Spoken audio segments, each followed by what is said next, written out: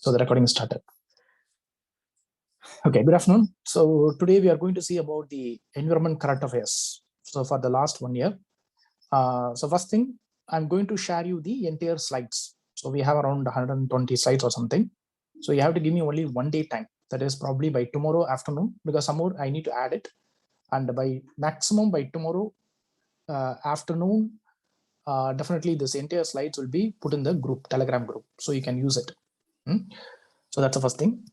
Second is, so coming to our environment, which already I told you. So we have many topics. The first is the ecology topic. So from the ecology, we may not have much current affair. Then coming to the second one, ecosystem.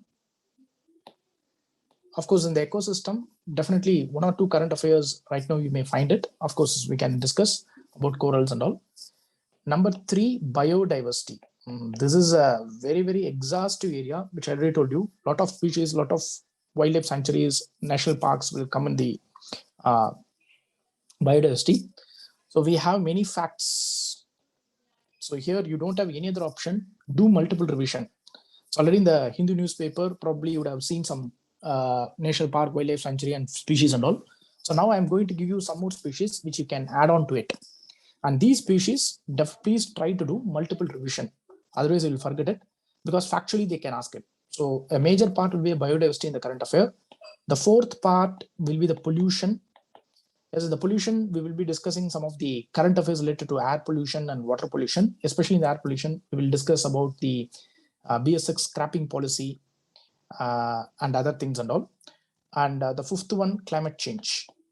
So climate change, we have done the exhaustive the various conference of party. So we will see what is the latest thing that has happened in the last 6 to 8 months time. Okay. So now let's get into the slides directly.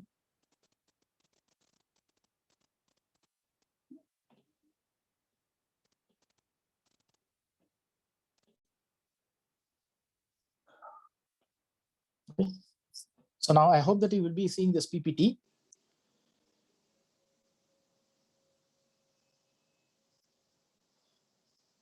Let's take. So some basic conventional part also a little bit, we'll do a small revision of it. So in the biodiversity, we have seen the integrated development of wildlife habitat.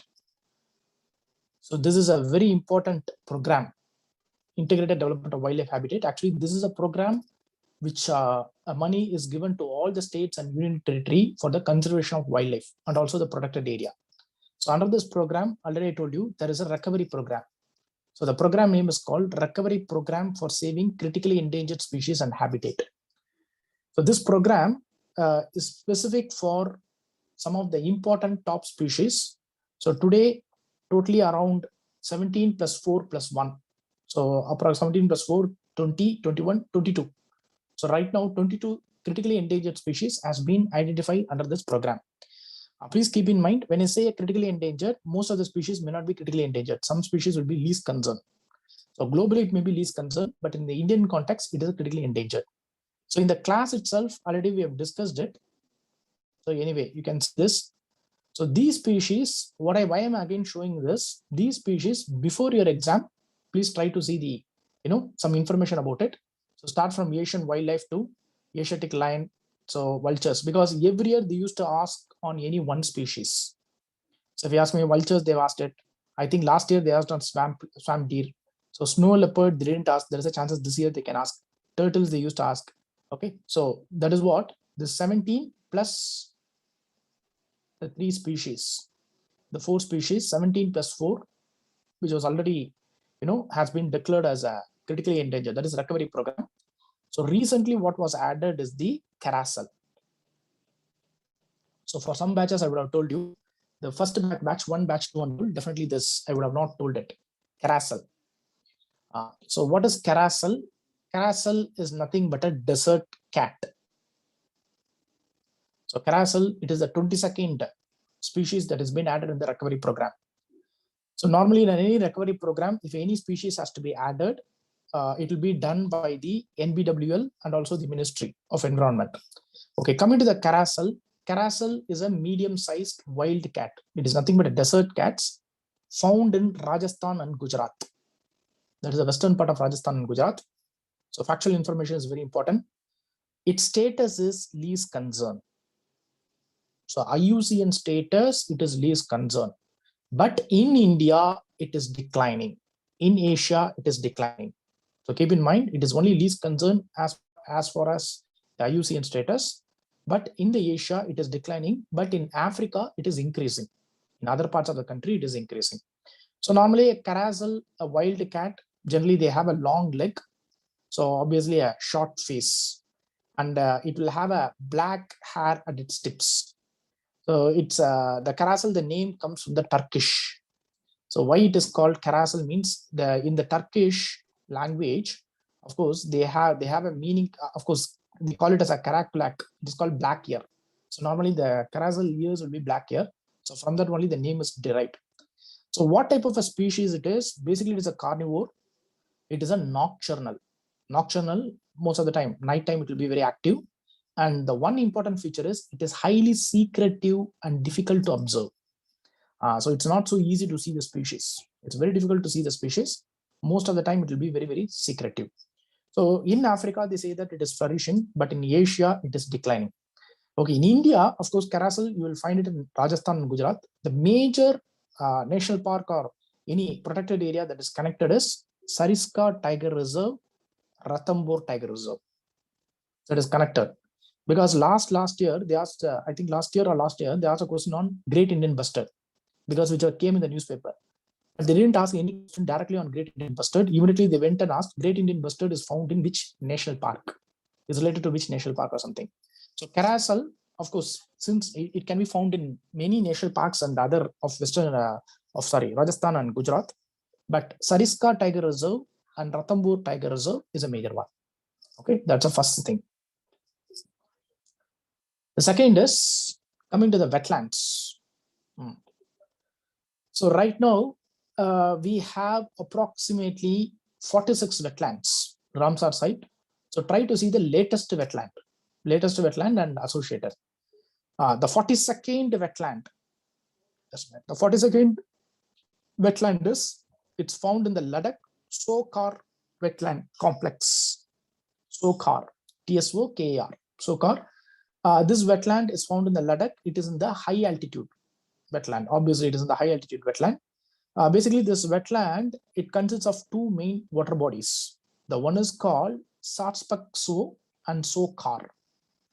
So what is the uniqueness is, this Satspuk So is a freshwater lake, whereas Sokar, basically it is a hypersaline. Hypersaline means high salinity. That is salinity which is more than your seawater. And its area is around 1,800 hectares. Okay, Sokar, what is a it cannot call it as a brackish water. Hypersaline means it is a water which is high in the salinity than the salt water, than the sea water. That's called hyper. So what is famous? Basically, it is a important bird area, IBA. And you know that most of the Ramsar site, most of the wetland, the main feature is many birds comes and visits there. So this Sokar is a very, very important bird area in the BirdLife International, which already discussed. It is coming under A1 category. So normally A1 category are the more threatened, birds in that. And also it is part of our Central Asian flyway, which we discussed in the CMS, if you remember. And the main species is our black-necked crane. So Sokar, you can find a lot of black-necked crane, because black-necked crane, it is an important breeding area. So already we discussed about black-necked crane. It's a holy bird, am I right? In the Tibetan culture and also in the Buddhist culture. So in Bhutan also they have a festival, black-necked crane. So breeding center, of course, important breeding area is the Sokar. Okay, so that's one thing. So all the slides I will just share it after the session, so you can have a revision of it. Because since it's more of factual, you need to do multiple revision. Okay, after the 42nd wetland, 4 more Ramsar sites have been included. Okay, so what are those Ramsar sites? Thol, THOL from Gujarat, Wadhwana from Gujarat, Sultanpur, it's a national park from Haryana, Bindawas from Haryana. So keep in mind 4, Ramsar site has been included. Okay, so what is the significance of this 4? Yes, I've given the detail here. You can see here, this Bindawas Wildlife Sanctuary. Basically, it's a wildlife sanctuary and also a Ramsar site. It is a largest wetland in Haryana. The very important is it is a man-made. It is a man-made wetland. Okay, even though it is a man-made, so it supports more than 250 bird varieties. And of course, this entire sanctuary, throughout the year, you can find, birds will be resting and roosting. Okay, and that is what some of the important birds is: steppe eagle, Pallas fish eagle, Ejutean vulture. Okay, just a minute.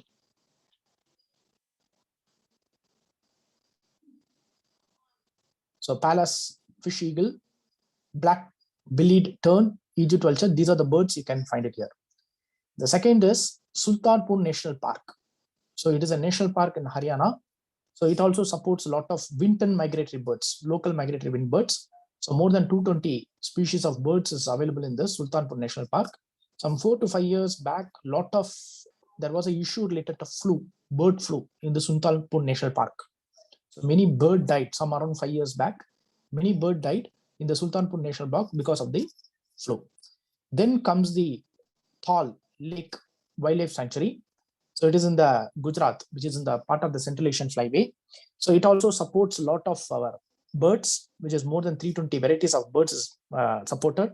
So in that, some of the vultures are supported, and very important is the sociable lapwing. Already we have seen the sociable lapwing and common pochard. So the 2 birds, you can find it in the wildlife sanctuary. So the last one is the Wadhwana wetland. So this Wadhwana wetland, this is a internationally important wetland. Of course, it is also located in the Gujarat. It's also important bird area. So it is also part of the Central Asian Flyway. So here, some of the important species is the common pochard and Dalmatian pelican. Dalmatian pelican.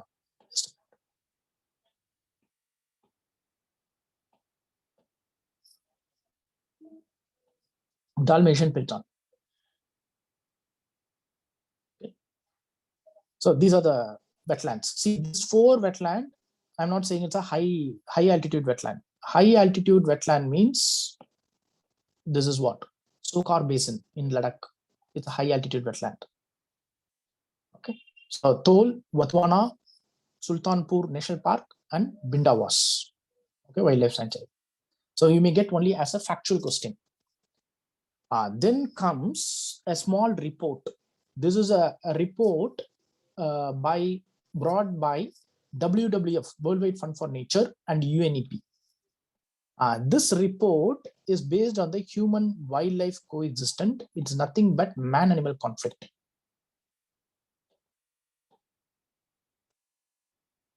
Man-animal conflict. So why this report is very important right now is because this report clearly says that in India, more number of animals are being killed because of this man-animal conflict, especially elephants and some of the wild cat species, especially tiger, leopards and all. So what this report says is, in a nutshell, this report says that this man-animal conflict is going to be the biggest threat for the long-term survival of the species. And that too very important species like keystone species, flagship species, umbrella species, iconic species and all.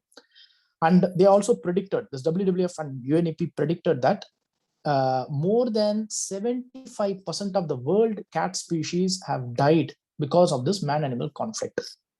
So that means what is left is only 25%. So including polar bear and all, and especially elephant.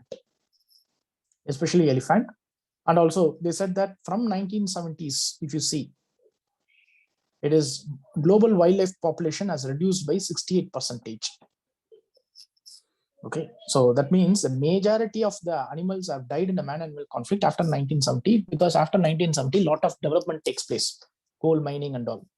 Okay, so that's what the data shows. In Indian context, they say that, of course, elephant is a major example because we have lost more than 2,300 elephants between, for the last 10-15 years of time. Every year, more than 300 to 500 elephants is being killed. Apart from elephants, yes, tigers, Asiatic lion, one-horned rhinos, all, is reported to have death because of this man-animal conflict. So that means they say that we have to reduce it. Okay, how to reduce it? So they themselves in the report said, it's not possible to completely eradicate this human man-animal conflict. It's not possible because we are in the process of development. Definitely most of the development some or other way takes place only in the forest region and adjoining region. So it's not completely possible to eradicate, but when we go for a planned approach, then there is a high possibility that we can reduce the conflict. So what is that planned approach? Already we have one model which is called Sonitpur model. So what is the Sonitpur model? Actually, Sonitpur is a district in Assam. In this district, our WWF India, Worldwide Fund for Nature, they have taken a pilot project in order to reduce this man-animal conflict, especially to control the elephant ride. You know that normally elephant comes and rides the crops. So what they have done is, they have done of course, the model, the Sonitpur model says that the local people will be connected with the state forest official, and they will be given a training, and apart from that, they will be provided some low-cost methods and also non-lethal electric fence, some guarding methods and all, so that the elephant does not come inside the crop, so that ultimately the crop losses also has become zero, and human and elephant death also has been reduced. So the Sonitpur model, which was brought during 2003-2004, is a successful model. So the UNEP WWF report says that such a model has to be implemented across India, especially for elephant. Especially for elephant, because even though all the species are getting died because of man-animal conflict, but elephant is a more vulnerable for man-animal conflict. Because as I told you in the class, elephant walks for a very long period of time. I'm right, more than 20 hours it walks. So that's the reason elephant has to be conserved. Elephant corridor has to be conserved. Okay, so in this line, so some information about elephants. So already we have seen Project Elephant and all. So here there is some reports. There is a report, the Wildlife Society of Odisha, report on elephant landscape. Elephant landscape. The report talks specifically about Odisha. So in Odisha, because of the mindless mining, of course, mining, legal mining, illegal mining, and also because of the unplanned development activity, we have lost more amount of elephants in the last 10 years. And also the entire elephant landscape itself has been dramatically changed in the last 2 decades, especially in the 20 years, because of this unplanned mining and development activity. So in this specifically, they are mentioning about Keonjhar district of Odisha, where of course, in 2002, there were more than 112 elephants. Now it is only 40 elephants, purely because of mining activity. And in some regions, okay, elephants population has increased. But if you see some other regions like Chandaka Sanctuary, in Chandaka Sanctuary and all, elephants has reduced, or it is getting killed because of electrocution. So Chandaka Sanctuary. So these two in this report, Chandaka Sanctuary and Keonjhar district. So the two was mentioned. Apart from that, it is also said that most of the elephant also dies because of poaching and electrocution. Poaching and electrocution is also a major concern. And then coming to the one, there is a central team report on Odisha elephant death. This is another thing which came in the month of this January, February. It came in Odisha, Karlapat Wildlife Sanctuary. See, actually, these are the sanctuary names you need to keep in mind, or you can write it in a paper, all the sanctuary names with the district. So multiple times you can do a revision. You have to do a revision. See, this central team report is nothing but our Ministry of Environment team. Central team has gone to see the elephant death, which was reported in the Karlapat Wildlife Sanctuary. Okay, what they have found is this elephant has died because of a disease, because of a bacteria. That bacteria name is called, they suspect this bacteria, Pasteurella. So this bacteria is a gram-negative bacteria. They think that they have reported that because of this bacteria, the elephant have died. So how they have died? It's because of hemorrhage. So hemorrhage, blood clotting. So hemorrhagic septicemia. So that is what they have done. So they have taken the RNA test and all, DNA test and all, they have taken it. And they have collected the sample and they tested in the Odisha Veterinary College. Finally, they concluded that in all the dead elephants, it is found that high level of this Pasteurella bacteria was high. So that means some or other way this disease is spreading. So that's one information about the Odishan elephant death. Okay. Karlaput Wildlife Sanctuary. Karlaput Wildlife Sanctuary. It is in the Kalahandi district. Okay, in Odisha, it is a tourist attraction. So this also has tiger, nilgai, sambar, barking deer, everything. Okay. So the next related to elephant is Project Rehab.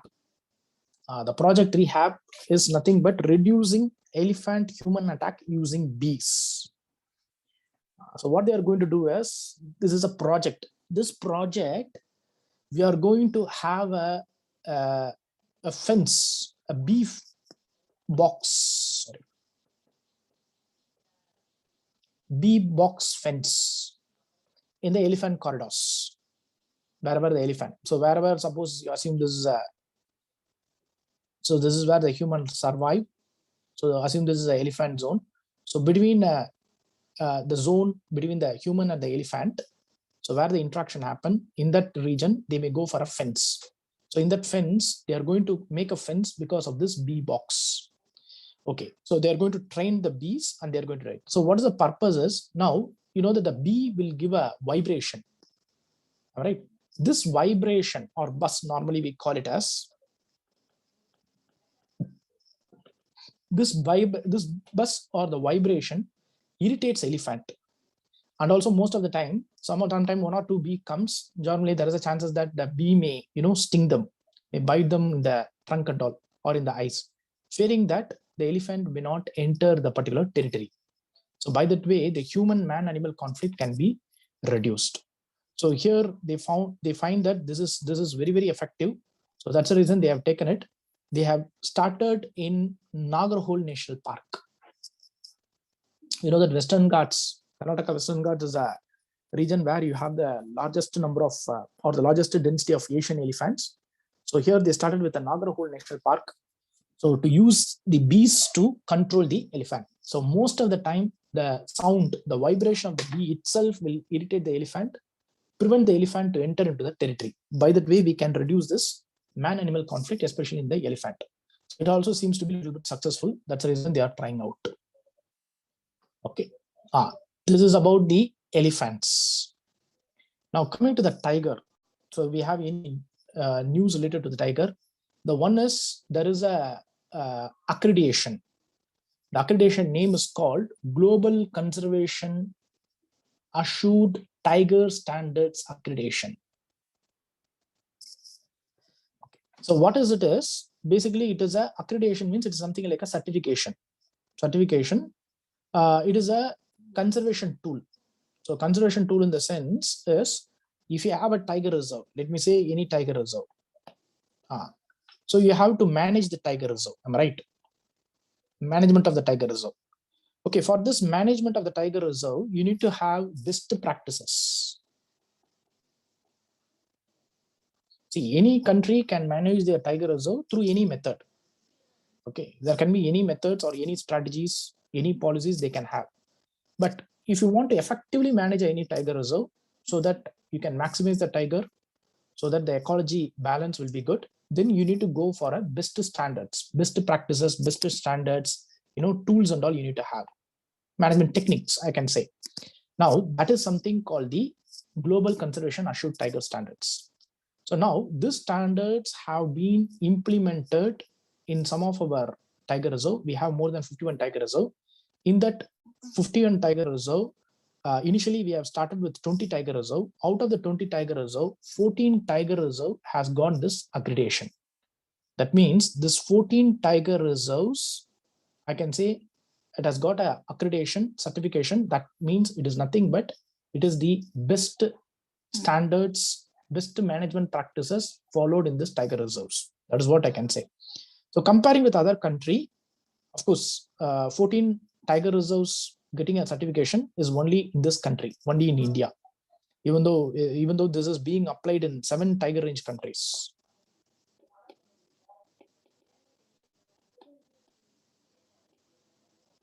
This accreditation is followed by 7 tiger range countries. Out of that, India is one.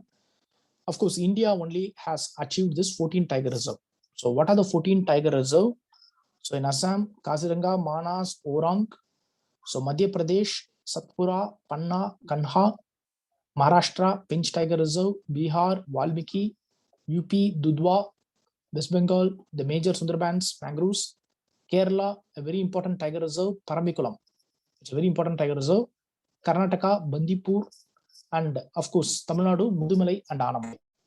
So this 14 tiger reserves has got the Global Conservation Assured Tiger Standards accreditation. So I can say this is the best standards and practices which is used in this tiger reserve for the management of our for the management of tigers. So it's a one award accreditation.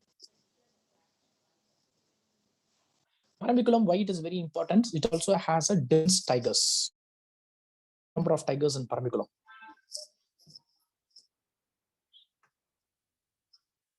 So factual, again, I want to tell you, all the biodiversity facts is very important. Conceptually, they are not for the last few years. Conceptually, they didn't ask any question. Factual information. So the only one way to get to the factual information is revision. So whatever I'm sharing to you, so do multiple revision. Okay, next one is we have one more tiger reserve in the news, which is Pilibhit Tiger Reserve of UP.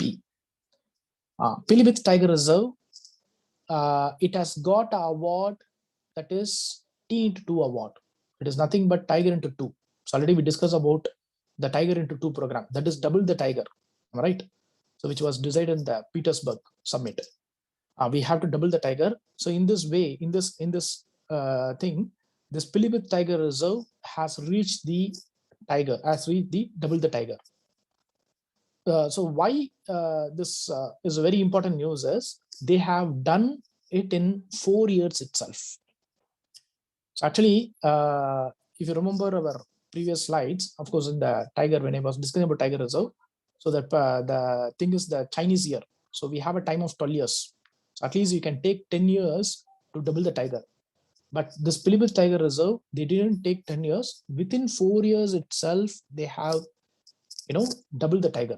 So that is what this is being chosen for the, award, T×2 award. Okay. And it seems that in the census, the tiger has 47, sorry, the reserve has 57 tigers, but 40 tigers have grown in the 4 years itself. So within a short period of time, so it seems that 40 tigers have increased. So probably many tigers would have migrated and would have come to this reserve because of the, because of the conducive of this environment. So that is the one main reason to consider this tiger reserve for the award. So keep in mind, Pilibhit Tiger Reserve. So the next one which came in the news is Tiger Corridor, proposed Tiger Corridor in Rajasthan. See, they are planning for in Rajasthan government is planning for a new sanctuary, Ramgarh Vishdhari Sanctuary. Okay, why they are planning for a new sanctuary is this sanctuary will be acting like a corridor. Assume this is the Ramgarh, okay, Vishdhari Sanctuary. It will be acting like a corridor between 2 sanctuaries. That is our major Ranthambore Sanctuary and the Mukundra Tiger Reserve, or Ranthambore Tiger Reserve and Mukundra Tiger Reserve.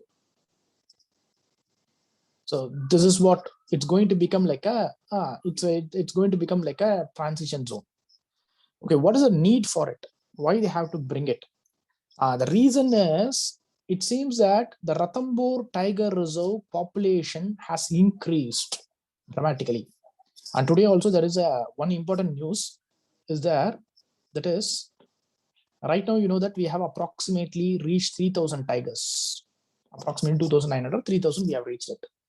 Many experts, many environmentalists say that according to our future plan, we have to double the tiger. Probably we may go for 5,000 to 6,000 tigers. Okay, now if you bring 6,000 tigers, suppose assume that in future 6,000 tigers are increasing, whether do you have a proper area to accommodate it? Whether the existing tiger reserve is sufficient to accommodate it? No, not at all. Many experts say that no, it's not possible, because if you take a male tiger minimum it needs 50 to 100 square kilometer territory. A female tiger may need approximately 20 square kilometer. So most of the time tiger survives in the dense forest. Sometimes tiger can also be in the open forest, even in the mangroves and other thing. Open forest and mangrove and other thing. So if you see the present number of tiger reserve, the number of tigers right now we have 51 tiger reserve, and approximately we have around 3,000 tigers in the wild. So in this sense, is it sufficient for our, is it okay that more number of tigers, if it is added in our reserve, whether our tiger reserve will take it, whether our tiger reserve has a carrying capacity? Many experts says no. So that is what the issue comes here. The Ranthambore Tiger Reserve, of course, has got more number of tigers. The population has increased, and actually it is facing a problem. But whereas, even though assume this is Ranthambore is here, now here Mukundra Tiger Reserve is here. Mukundra Tiger Reserve, right now it has got only one tiger, and also there is no connecting. So in between that, lot of villages there. So now they are going to relocate some 8 to 9 villages, and they are going to create one sanctuary, nothing but our Ramgarh Vishtari sanctuary, which will be acting like a corridor, so that what happens is the excess Ranthambore tigers can enter into Ramgarh Vishtari, and also it can enter into Mukundra Tiger Reserve. For that reason, they are proposing this tiger corridor, because of the over, more number of tigers in the Ranthambore. It's to balance the population distribution. That's it. So, okay, then comes the vulture conservation. So 2020, we brought a national plan for vulture conservation. Okay, when come to the vulture, there is only one major information on vulture, is the vulture death because of non-steroid anti-inflammatory drug, NSAID. See, non-steroid, you know what is steroid? Steroid is a one which used to reduce the inflammation, but steroid cannot be given. When people are, when any animals are getting steroid, it will, it will gain more weight. It's not good for the health. It will reduce the immunity and all. So that's the reason we have a drug which is called, of course, the Brufen drug, ibuprofen, right? And we have the diclofenac. Everything comes under the non-steroid anti-inflammatory drug. So which is being used for most of the cattle and veterinary usage. Now, in our national plan, the major target is to control this NSAID for the, cattle, because through the food chain only it enters into the vulture. So what is the major plan is here, this vulture conservation action plan will ensure that the veterinary doctors, or for the veterinary purpose, the drugs that is being used for the cattle, it should be non-toxic. At the same time, it can be a NSAID, but that should not affect the vulture. That is our main. That is, they have to find out a proper NSAID that does not, kill the vulture. So for that, they are going to take the help from the Drug Controller General of India. So that's what. And apart from that, this action plan also says that in every state, at least they should have one vulture safe zone. One vulture safe zone in every state, where, all the remaining vultures have to be conserved. Apart from that, in that zone, you should also create conservation measure and breeding of vulture, that is increasing the population. Okay, and apart from that, this plan also says about vulture counting. Normally, it will be conducted by our BNHS, apart from some non-profit organization, forest department. That's the third thing. So the main concern for the vulture is, as I told you, NSAID. That's a main culture, my main concern. Second is some of the toxic substance. Sometimes we use some toxic substance, unintentionally we use some toxic substance, some or other way it enters into the food chain, it goes and reaches the vulture, that may kill it. And also some trading has also happened in the vulture part. So we should also prevent it. And poachers also, what they do is they also poison the vulture. So that's what all this will be controlled in the National Action Plan. So already in our CMS, the conservation of migratory species, we have already taken a vulture multi-species action plan. Okay, so it is also part of it. So the major threat, apart from the toxic as well as the non-steroid anti-inflammatory drug, some more thing is it is colliding with the power grid infrastructure. And also sometimes loss of food availability, disease is also another concern for the vulture losses. And apart from that, human activity and climate change. So these are the major factors that affects our vulture.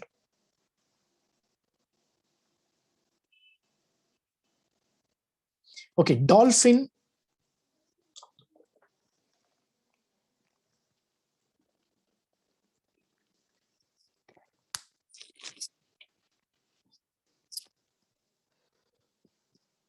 Okay, coming to the dolphin. So already we discussed about dolphins in the class.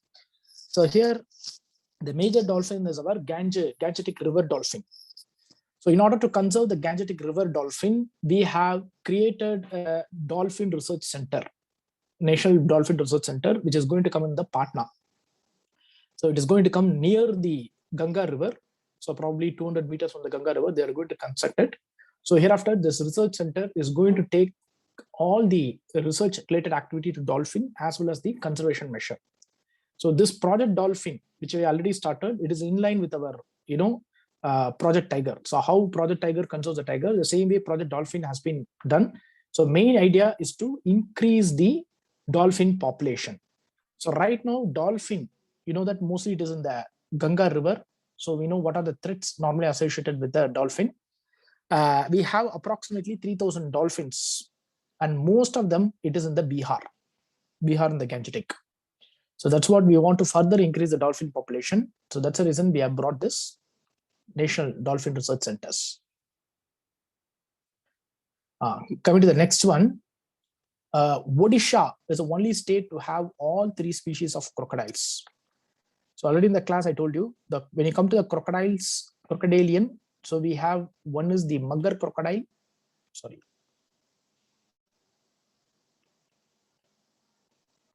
Mugger crocodile. So mugger crocodile is across India in all the lakes and ponds and the freshwater you can find. So in Odisha, mugger crocodile is found in the Bhitarkanika National Park. The second is a true crocodile or saltwater crocodile. Most of the time, saltwater crocodile is found in the eastern coast. Eastern coast near the Chilika and Bhitarkanika, we have a lot of saltwater crocodile. Apart from that, we also have gharial, but the population is very less. So once upon a time, gharial, Odisha was a natural nesting site for gharial. Okay, in 1975. But after pollution and other factors, the gharial population has come down. Okay, whatever the gharial we have introduced very long back, today none of them is alive. All the gharials which we have introduced in the Odisha has dead now. And what we have done is, a few years back, actually we have introduced gharial. Of course, some 13 more gharial we have introduced in the last 3 years or something in the Mahanadi River. So in that, 8 gharials is surviving. The rest are in the Sambal sanctuary only. So by that way, all the 3 crocodiles are in the Odisha right now. Okay, then other news related to Great Indian Bustard, which came in the thing.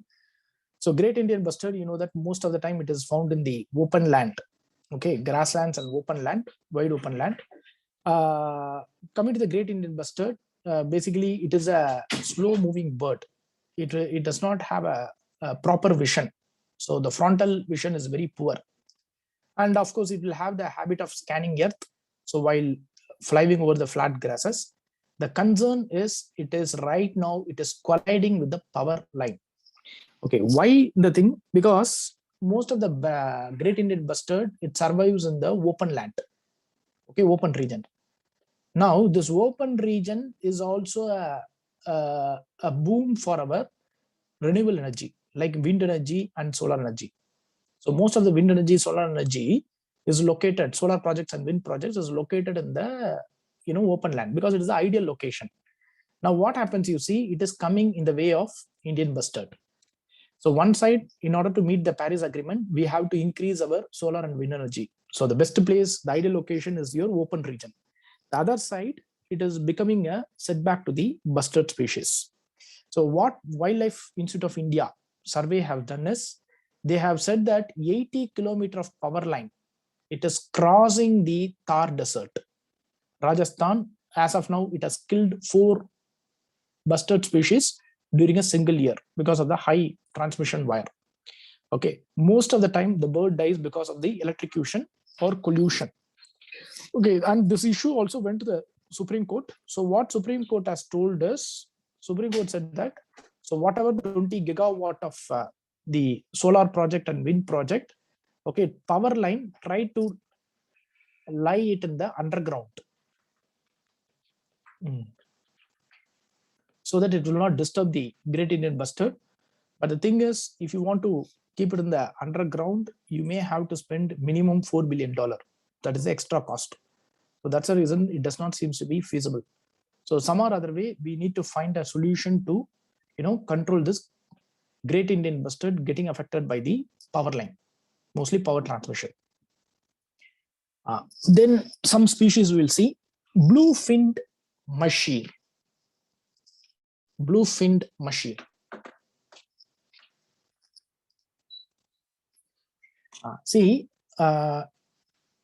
So we have 2 mahseer in the Maharashtra. The one is the golden mahseer, blue-fin mahseer.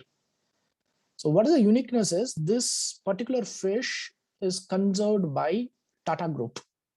So it's a private initiative.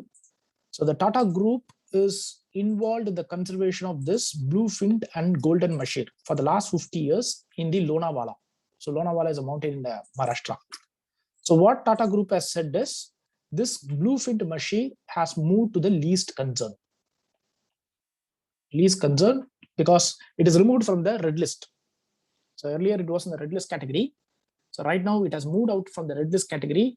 It is now in the least concern. But golden mahseer, it's not so. Golden mahseer, the Tata Group has said that it may become extinct in the near future. So what the Tata Group is doing is, actually Tata Group has created a lake, artificial lake in the Lonavala, where they are, conserving this mahseer. So more than 5 lakh mahseers they have conserved in this Lonavala particular lake.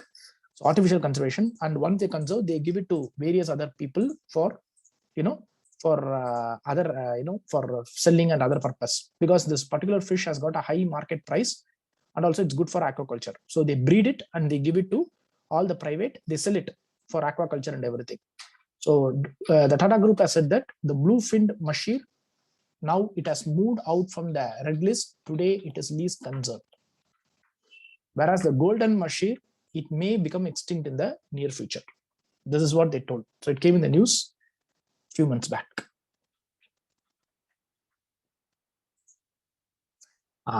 So then one more species, Western Hillock gibbon. When you come to the ape, so we have 3 gibbon species. So the one is the Western Hillock gibbon, Skywalker gibbon, and Eastern gibbon. In India, once upon a time, we had this Eastern gibbon as well as Western Hillock gibbon. Now recently, the Center of Cellular and Molecular Biology has found that, so right now it is only this Western Hillock gibbon is found in India. Okay, so whereas the Eastern has declined, so it is in the zoo.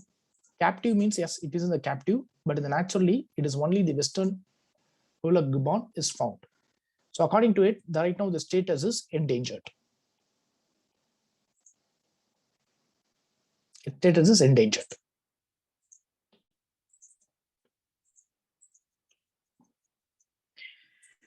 All nesting, so we can find in the news for the last, yes, it is in Assam. Okay, so now in 2021, recently we came to know that this olive ridley turtle is staying away from the Rushikulia River. So normally, it will be in the Rushikulia River for the nesting. So right now it stays a little bit away. Every year, millions of this turtle come near the mouth of Rushikulia River, so where the nesting will happen. Normally the nesting time will be between January to May. Okay, but this year it has not. Last year it started by March. This year it is begin to start. It came as a news. So when a mass nesting comes, that is called the Aribida. All right. So Aribidas are nothing but the thousand of the female comes and lays the egg on the same beach where they born. There they will come and lay the egg. Okay. So what is the reason why it is staying away? The reason normally one group of scientists say that it's a very normal. Any delay in the nesting is a normal sometime. But the other group says that this atmospheric temperature in the month of May has peaked and the sand has become very hot. So probably that's the reason that the mass nesting of the olive ridley may skip. That is what they told. But actually the nesting already has skipped in few years. Please keep in mind 2002, 7, 16 and 2019. In that time, the nesting of the turtle has skipped. So that's one thing about it. Most of the time, you can find it in the Gahirimata, which I already told you, Bhitarkanika. And also the one uniqueness is in olive ridley is olive ridley does not have much nesting site. So the major nesting site is in the Gahirimata beach near the Bhitarkanika. And apart from that, we have few more in Costa Rica, Pacific, Panama, and Mexico. Apart from the Chennai beach. Operation Olivia. So again, it came in the news. So it was started in nothing but to protect the olive ridley turtle. So every year the nesting comes by the month of, I told you, the 3-4 months. So in this month, so we should ensure that no human activity happens in the coastal region. So for that, the Indian Coast Guard has started this operation under the direction of the Ministry of Environment. This Indian Coast Guard has started this Operation Olivia. So what they do is, so round the clock surveillance. ICG, the Indian Coast Guard will do round the clock surveillance. They will use all the Coast Guard assets like vessels, aircrafts, interceptors, patrol vessels, everything. They will use it. So they will have a dedicated, they will devote their ships, aircrafts, and all to protect the olive ridley. That is what the Operation Olivia. So even between this 2020 to 21 May. So our Coast Guard has devoted, actually it's not needed, just Coast Guard has devoted more than 225 ship days, 388 aircraft hours in order to protect so that no human activity does not happen. Okay. That's a news came in the olive ridley. Some of the newest creature, you can see here, Himalayan Serow. This is a mammal which has been spotted in the state of Assam. It is spotted in the state of Assam. So it is found in the Manas Tiger Reserve. You can see the species. Actually, the species seems to be like a mixture of goat and deer, antelope. Okay, some or other way, this species has come. Most of the time, the species survives in the high altitude. So that's what we call it as a high altitude dweller. So normally they will be in the 2000 to 4000 meters above the sea level. Okay, now it is found in it is a sites. When you take the sites, trade, that is the control of the trade. Appendix 1, it is there. So today it has been spotted in Assam. Okay, Himalayan Serow. The another duck which is spotted in Assam is Mandarin duck. Mandarin, so it's a Chinese name. So it is found only in the eastern China and southern Japan. So very, very colorful duck. Now this duck is spotted in Assam. Basically, they said that it does not regularly come to India most of the time. Last, I think 1902, it came to Assam. 1902, it came to Assam. And again, now after 118 years, now again, this particular duck has come. It's a colorful duck from the East Asia. It is not a native of India. Please keep in mind. So how they would have come, most of the time, this as I told you, this duck does not come to India. but it may join with other migratory bird and follow their migration path. So by following the migration path, some other way, it would have landed here. Okay, so that's what it is found in the Tinsukia district of Eastern Assam. That's where it is found.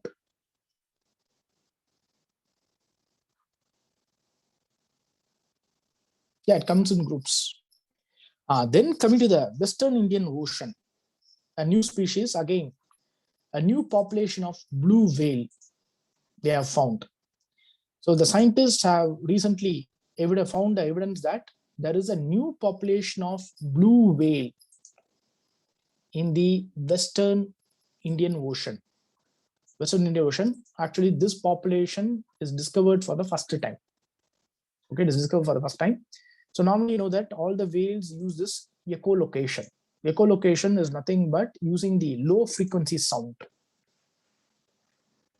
So they may have a poor eye. So what they do is they use a low frequency sound for navigation and also for predation, to find the prey and also to navigate, to move from one place to another place. Okay, for food and navigation, they use this low frequency sound. Now this frequency sound is audible for human, but it's not completely audible. It's only partly audible. And most of the time, these whales, they will have their own frequency of song, own frequency of the sound, which is something like a song. So every blue whale, that's what population will have its own song. Now, recently, the scientists in India, they found that in the Arabian Sea, they found that a new song, a new frequency song has been found. That means there is nothing but a new species, new blue whale species is migrating, is moving from Oman to Madagascar via the Arabian coast. So by that way only they said that new population of blue whale in the Western Indian Ocean. Okay, they use a thing which is called echolocation.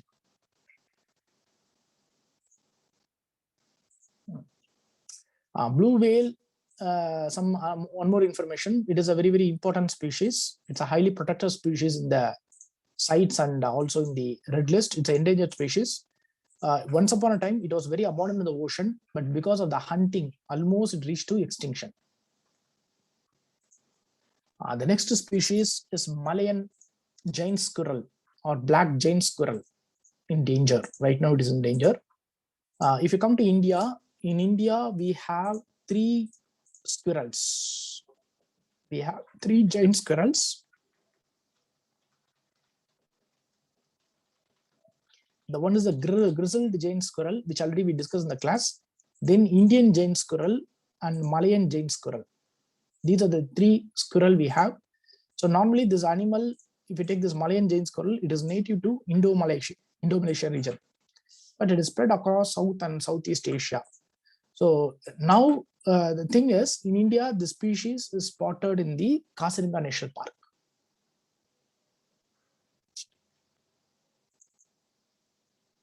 It is spotted in the Kaziranga National Park. Okay, now this survey is done by the Zoological Survey of India. Actually, such a survey for the first time, ZSI has done it. So in that, they have found that even though the squirrel population is found in the Kaziranga National Park, it may become extinct because its population is declining dramatically in the Kaziranga National Park. It may become extinct in the near future. Okay, so that's about this bird. So Malayan giant squirrel. Amur falcon. So already we discussed about Amur falcon, which also came in the news. So Amur falcon, as I told you, it is a long distance migratory bird. Most of the time it comes from Siberia, it starts, it goes to South Africa. So it comes to Manipur and Nagaland. And it's in Nagaland, it will halt at Dayong Lake. It will halt at Dayong Lake. So why it will halt is, so that's the reason Nagaland is also called as falcon capital of the world. So why it will halt is, so most of the time, this Amur falcon will spend 3 to 4 weeks in India. In this 3 to 4 weeks, it will eat a lot of food. It will forage. It will eat a lot of termites, food and all. Because once you eat it, once it eats it, what it will do is, it will fly for the next 6 days without non-stop. Or of course, they fly non-stop for the next 6 days. and it will cross the Arabian Sea, and finally it goes to the South Africa. So that's how it is protected under the Wildlife Protection Act, but its status right now, it's only the least concern. It travels for more than 29,000 kilometers, okay, between the route between Siberia and the South Africa.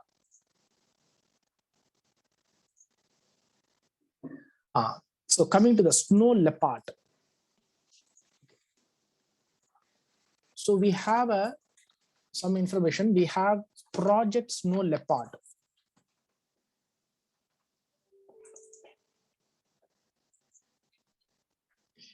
So it was created in 2009. In 2013, we have joined this GSLEP program, Global Snow Leopard and Ecosystem Protection Program. Global Snow Leopard and Ecosystem Protection Program.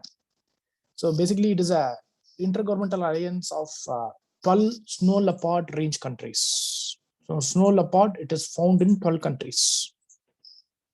So you can see the countries: India, China, Bhutan, Nepal, Mongolia, and all. So we have joined this program in order to, because this snow leopard is a migratory species.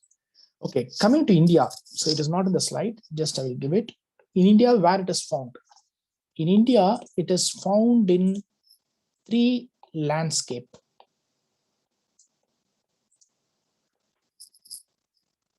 It is found in 3 landscape. The one is Hemis Spiti. So Hemis Spiti, it is part of Ladakh and Himachal Pradesh. That's one landscape you can find this snow leopard. The second landscape, you can find it in the Nanda Devi.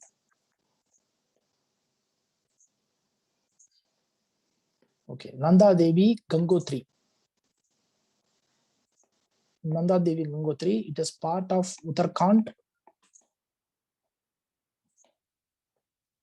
The third one, it is found in the Kanchenjunga Tawang, which is part of Sikkim and Arunachal Pradesh.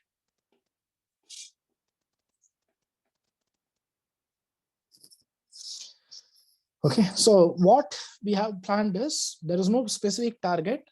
So under the Project Snow Leopard and also in the GSLEP, we said that in the next 5 years, we have to increase the snow leopard population. That is what they have told. So numbers wise, they didn't give any numbers. They have told.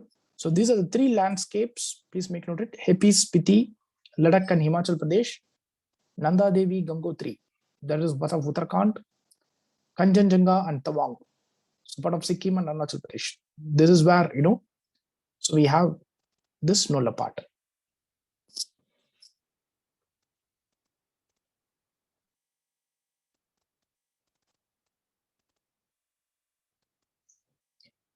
And some more species which is not given in the slides, I will just give you. Leopard. So probably you would have seen in the newspaper, but anyway. So right now, leopard census. Leopard census is also taken care by the National Tiger Conservation Authority. So when they take a tiger census, they will also take a leopard census. So in that, they found, as of now, we have approximately 12,852 leopards. 12,852 leopards we have. So in 2014, the numbers was just 7,900.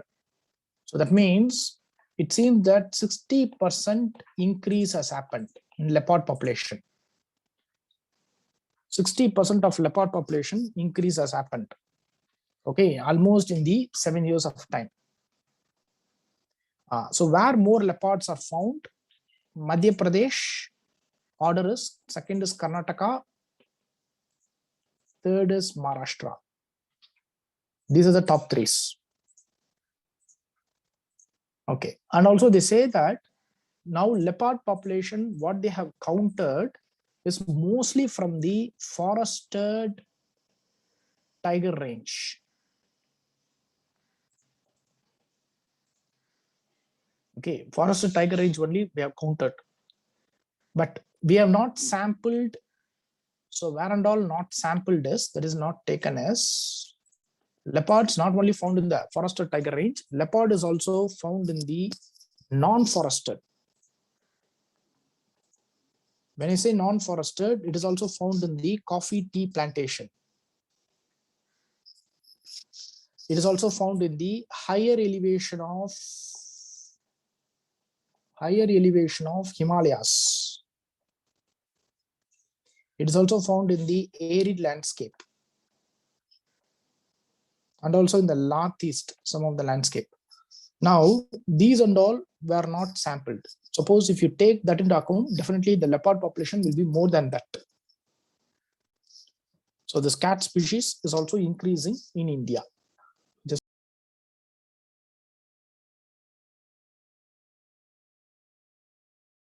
most of this 12,852 numbers, 60% increase is found in the forested tiger range.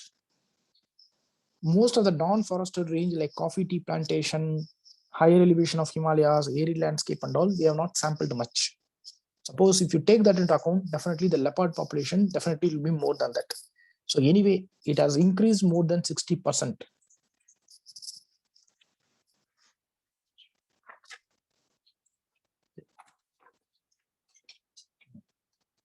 Then the next is another news about rhinos. Great Indian one-horn rhino, which came in the news. So already we discussed about rhinos in the class itself. When you take the rhino, in the end of 20th century, we had only 200 rhinos in the wild. But after the Rhino Vision Program, IRV 2020, we have increased the rhino population. So now 75% of rhino, one-horn rhino, one-horn rhino, it is found in the Assam, West Bengal, and UP. Apart from that, you may have it in Nepal and all. Okay. And also recently, Manas. So Manas National Park has been chosen for translocation. We have taken some of the rhinos and located in Manas National Park. That we have done.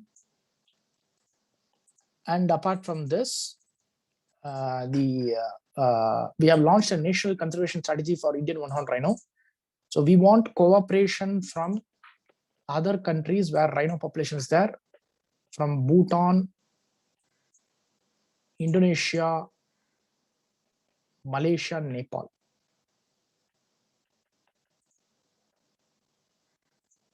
We are looking for cooperation from this country for the conservation of rhino. Anyway, 75% of the one-horn rhino, it is right now in India.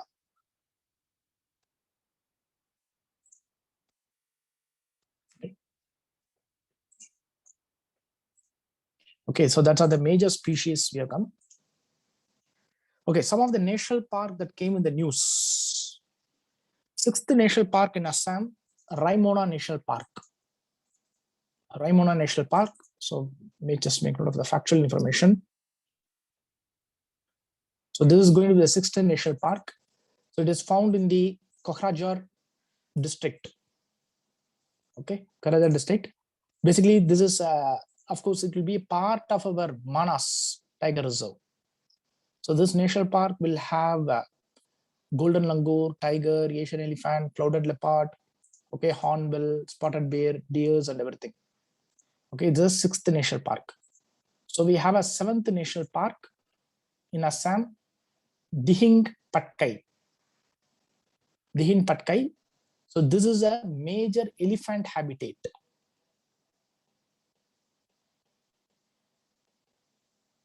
Major elephant habitat.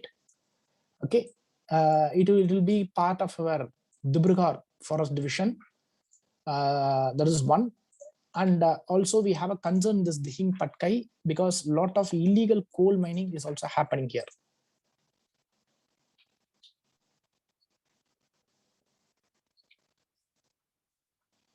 Illegal coal mining is happening here. Dihing Patkai. So you have to remember these names. Then the next sanctuary that came in the news is the Thane Creek Flamingo Sanctuary, Maharashtra.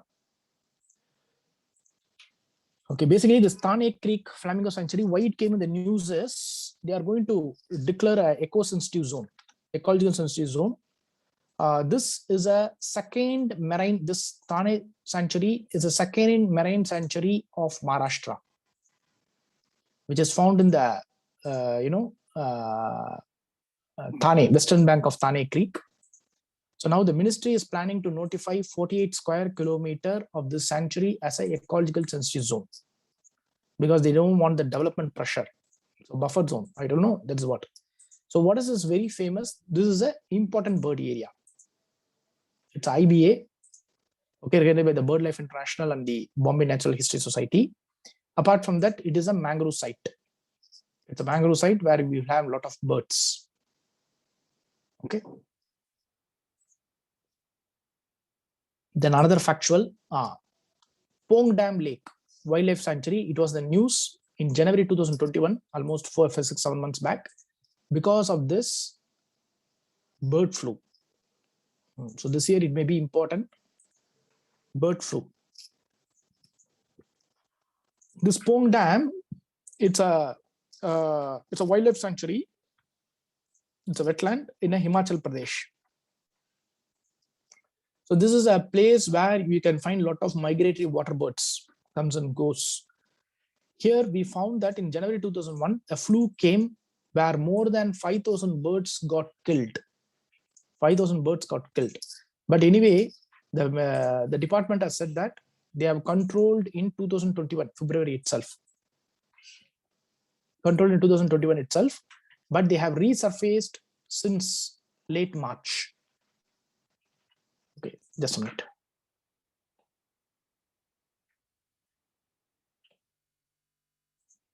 They have resurfaced in the late March. So after the late March, they have again resurfaced it. They have come back. Okay, so now what is the virus? Avian influenza. So actually the avian influenza, the previous one, it was H5N1 previous. Now it seems to be H5N8. The National Institute of High Security Animal Diseases have confirmed that the recent death is because of H5N8. Okay, so it is a fatality. Most of the time, it will happen during the adverse weather. Adverse weather. Basically, this Pong Dam is also a Ramsar site. It's a Ramsar site. It's a wildlife sanctuary. And you can see here, this influenza is not only reported here. The influenza H5N1 and H5N8. So N8 both are very highly pathogenic. So right now it seems that H5N8 is main reason for the latest, this killing of the species. So it's found, it's already reported in Rajasthan, Kerala, Himachal Pradesh, Madhya Pradesh, Gujarat, UP and all in the recent time. So they belong to the high pathogenic avian influenza. So from the science background, try to see this H5N8, H5N1. Okay, and also it seems that this outbreak, this high pathogenic outbreak also happened in Ukraine, UK and Russia. So where more than 4.8 million birds have died in December 2020. So almost 6 to 8 months back. Okay, so now it seems that Pong Dam Lake is in the high threat.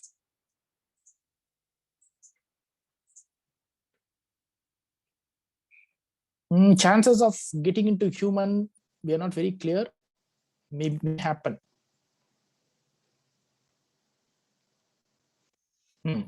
Then some few months back, I think by the month of March or something, Shimli-Pal, which is Asia's second largest biosphere reserve, has got a forest fire. So this forest fire for more than 10 days. Of course, it seems that it has destroyed nearing around 1/3 of the Shimli-Pal biosphere reserve. And there are multiple news which are not very clear. They say that even though it's a biosphere reserve, normally a biosphere reserve will have a 3 zone. They said that the core zone is not affected. In one newspaper, they said core zone is not affected. But in another news, it says that 1/3 of the Shimli-Pal Biosphere Reserve is affected. And we know that Shimli-Pal National Park is a very important UNESCO declared national park in 2009. It's a biosphere reserve where you have a tiger reserve as well as you have a national park inside the biosphere reserve. Well, I already told any biosphere reserve will have a 3 zone. So if you come to the core zone, most of the time it may be a tiger reserve, national park, or wildlife sanctuary. So in this, it's a biosphere reserve, it's a UNESCO recognized biosphere reserve, it's a national park, tiger reserve. So it is a home to many number of species. Okay, it's a home to many number of species. So the thing is, actually, the news says that the wildlife exact causes we do not know, but climate change and illegal mining are the usual suspect. And apart from that, it is also pointed that poor administration and attitude by the forest official has worsened the situation. That's the reason the fire has spread enormously. Otherwise, it would have been controlled. So this is what they have told in the news. Then another forest fire which came in the hill, Shatrunjay Hill Reserve. Shatrunjay Hill Reserve of Gujarat. See, this is a forest area. It's a habitat of Asiatic lion. So Bhavnagar Territorial Forest Division, it comes part of Bhavnagar. So now the fire has engulfed more than 200 hectares. Sorry, 200 hectares. Anyway, it was brought control by 14 March of 2021. So it got, of course, 200 hectares that got affected in the Bhavnagar Territorial Division, Shatrunjay. This Shatrunjay is a very, very important hill reserve. So sometimes it is considered as a sacred hills by the Jains. Why in the sense is, probably in history you would have heard about Rishabha. Am I right? Tritankara. Rishabha, you know that he's the first Tritankara. Okay, it is said that Rishabha, the first Tritankara, has given the first sermon in that hill. And also this Jain sacred hill of Shatrunjaya, it comprises more than 865 temples on it. So by the way, this is a very, very important hill reserve. It's a, nothing but a sacred hill in the Gulf. So normally where it is found is, it will be the part of, Bhavnagar and the Gulf of Cambet. It will be in that. Okay. And nearby the hill, you also have a eastward flowing river, which is the Shatrunjay River. Suppose by chance if they come across Shatrunjay and all, so keep in mind. So it's related to fire, but anyway, it is related to Jain Sacred Hill, Jain Temple, where Rishabha, first Tritankara, gave his sermon. And apart from that, there is also a river for a length of 227 kilometers. So it was also in the news in 2021 March. Then the next one, Srivilliputtur Megamalai, which is the 5th tiger reserve in Tamil Nadu, recently declared. It will be part of, reason for fire, it's very difficult to say. So any fire, when it comes, we cannot tell the reason, exact reason. No one knows. It's a climate change, or many human activity or something. It's very difficult to ascertain the reason for the fire. Okay, coming to the Srivilliputtur Megamalai 5th tiger reserve. Basically, this tiger reserve is surrounded by the Srivilliputtur Grizzled Squirrel Wildlife Sanctuary in the Western Ghats. So keep in mind, Srivilliputtur is a grizzled squirrel wildlife sanctuary. It is surrounded by Megamalai.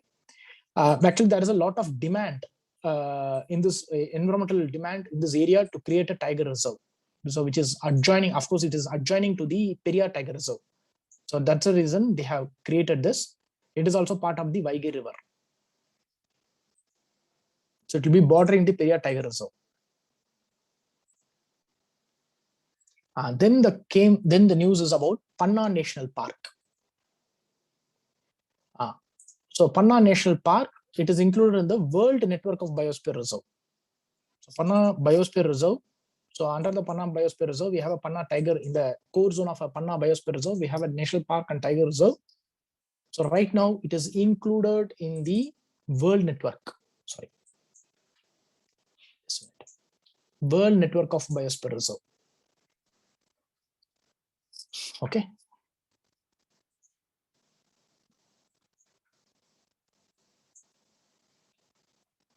Okay, and that's also one important thing is this is also A controversial Ken Betwa river linking project is also going there.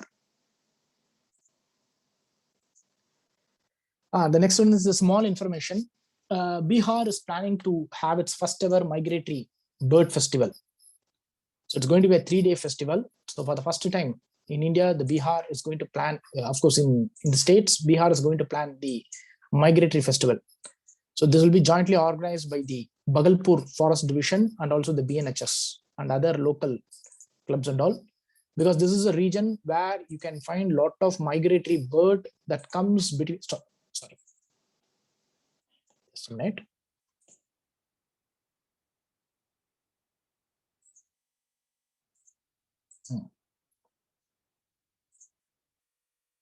Okay, this is a region where you can find a lot of migratory bird comes between November to March every year.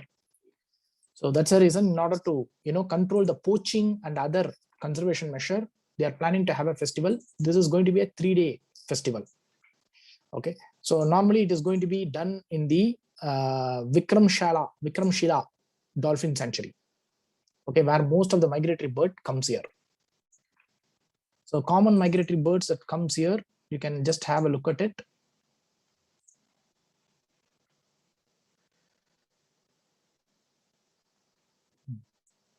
Okay, this is a little bit old news. Bhagirathi eco-sensitive zone.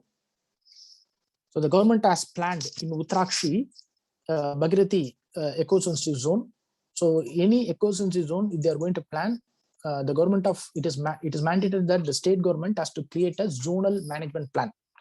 The zonal management plan will tell, okay, how a forest will be controlled, how watershed management, irrigation, health. So what are the human activity will be allowed. So everything comes under the zonal management plan. So they have to do this zonal management plan. The reason is they are planning, of course, in the geography you would have seen, they are planning for a Chardham road project. So try to see from the geography, Chardham road project. So it falls in the part of Bhagirathi, this region, forest region. So that's the reason they are planning for a eco-sensitive zone. So to give, way for the faster execution of Chardham road project.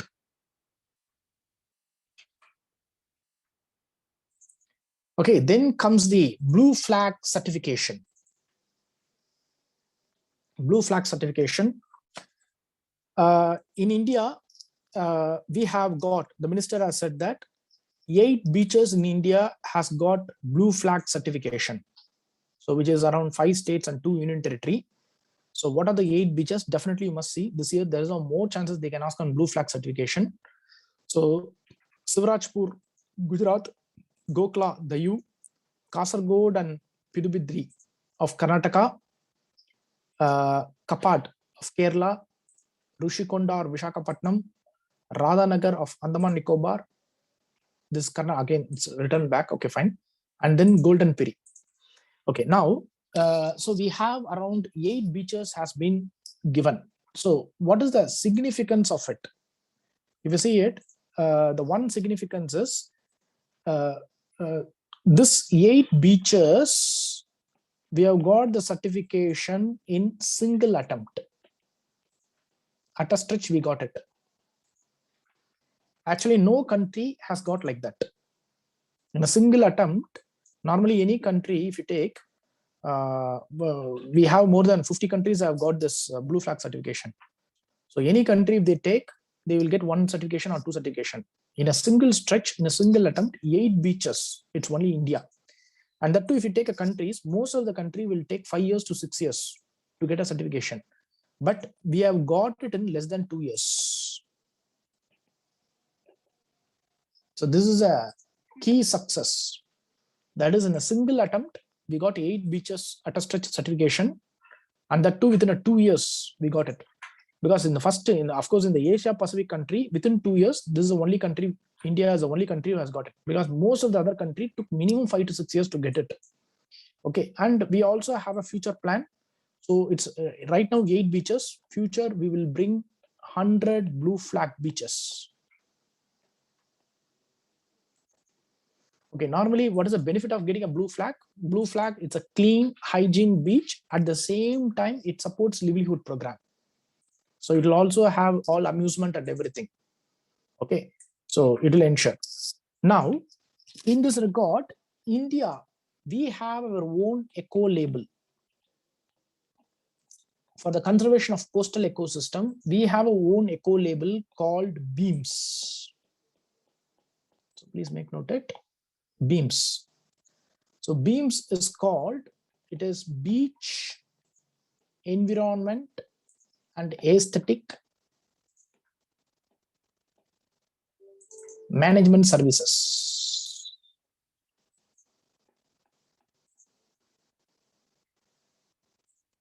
It's called BEAMS. Actually, it comes under Integrated Coastal Zonal Management Project.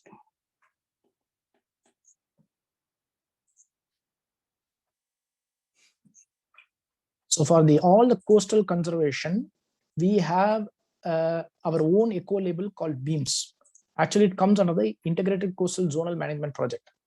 So do you know when this coastal project was created? Actually, it is created in the 1992 Earth Summit. So I hope that you remember this 1992 Earth Summit. In the 1992 Earth Summit only, globally, all the country decided to create a project, ICZM, Integrated Coastal Zonal Management, to control, that is nothing but to sustainable development of coastal area. So under this, we have done many actions. Under the BEAMS, we have done many actions. Out of that, the one is the blue flag.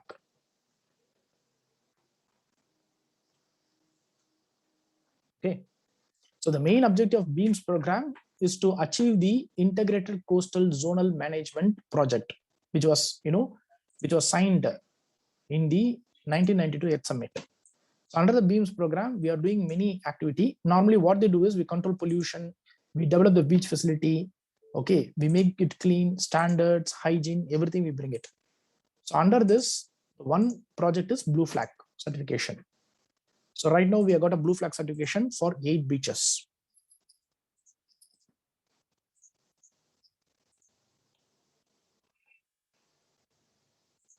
Okay.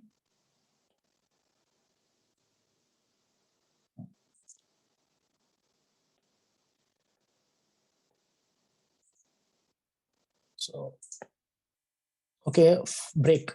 Okay, fine. So we'll take some 5 minutes break. So we have much more information on, we have some more information on this biodiversity, and we have to see climate change and pollution. Okay, so we'll take some 5 minutes break, and then again we'll start.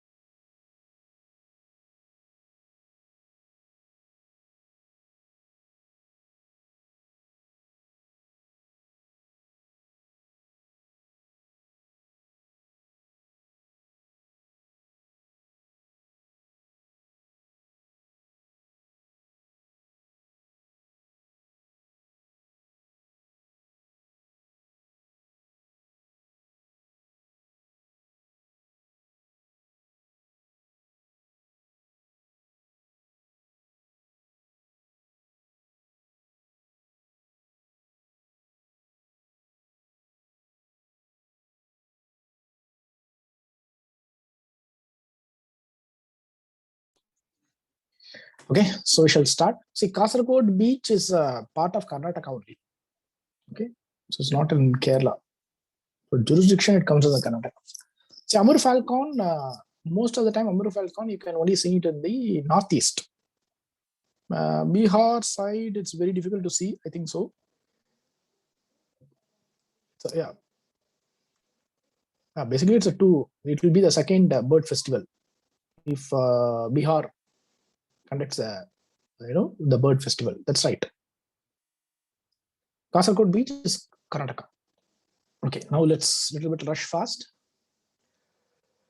Blue tide phenomena. I told you. So they found a light in the beach, Maharashtra coast. So even it is also found in the Besanagar beach and all. So it is nothing but a dinoflagellate. Please keep in mind, a dinoflagellate, a phytoplankton, is emitting its own light, which is bioluminescence. So that is where you are seeing this blue tide phenomena. It is nothing but a lighting. And also it said that this light, it is not produced by the organism themselves. It is produced by a symbiotic bacteria. In many cases, some cases, they may have their own light itself. So now it emits the light. So possibly why this phenomena happens, very simple. It is because of the high nitrogen content.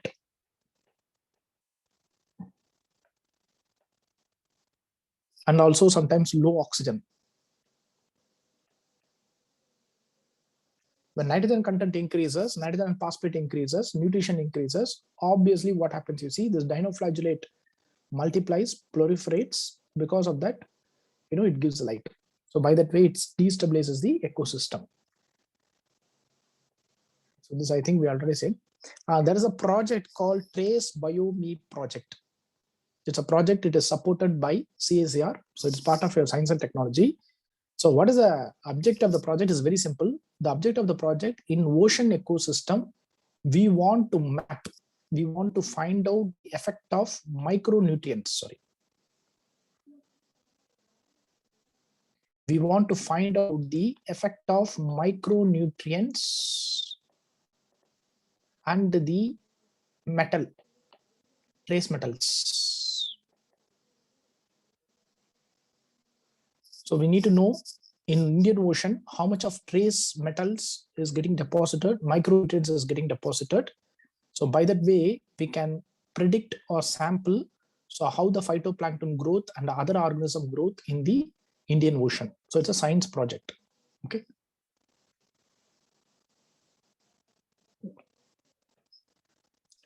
The next one is Cabinet approves Deep Ocean mission. Okay, so it is also part of science. So it's not since it's related to aquatic biome, I'm just taking it.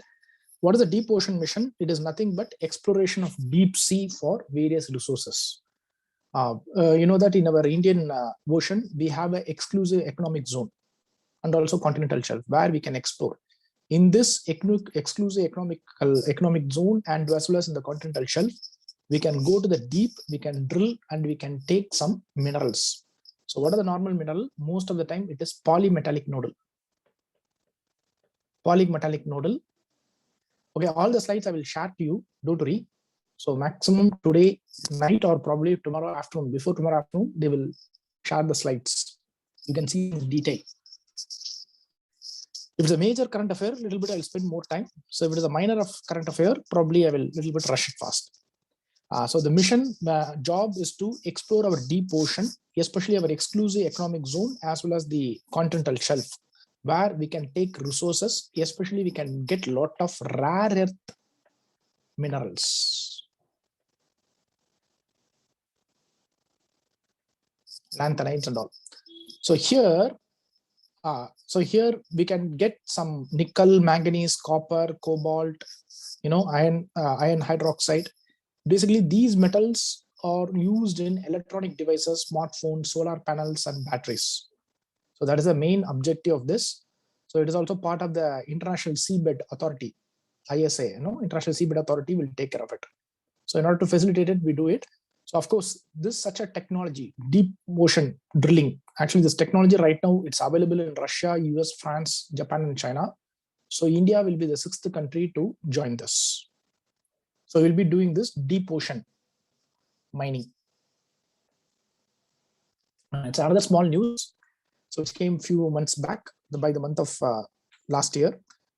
The Ministry of Environment has told that anyone who has any exotic animal, you can come and voluntarily disclose it.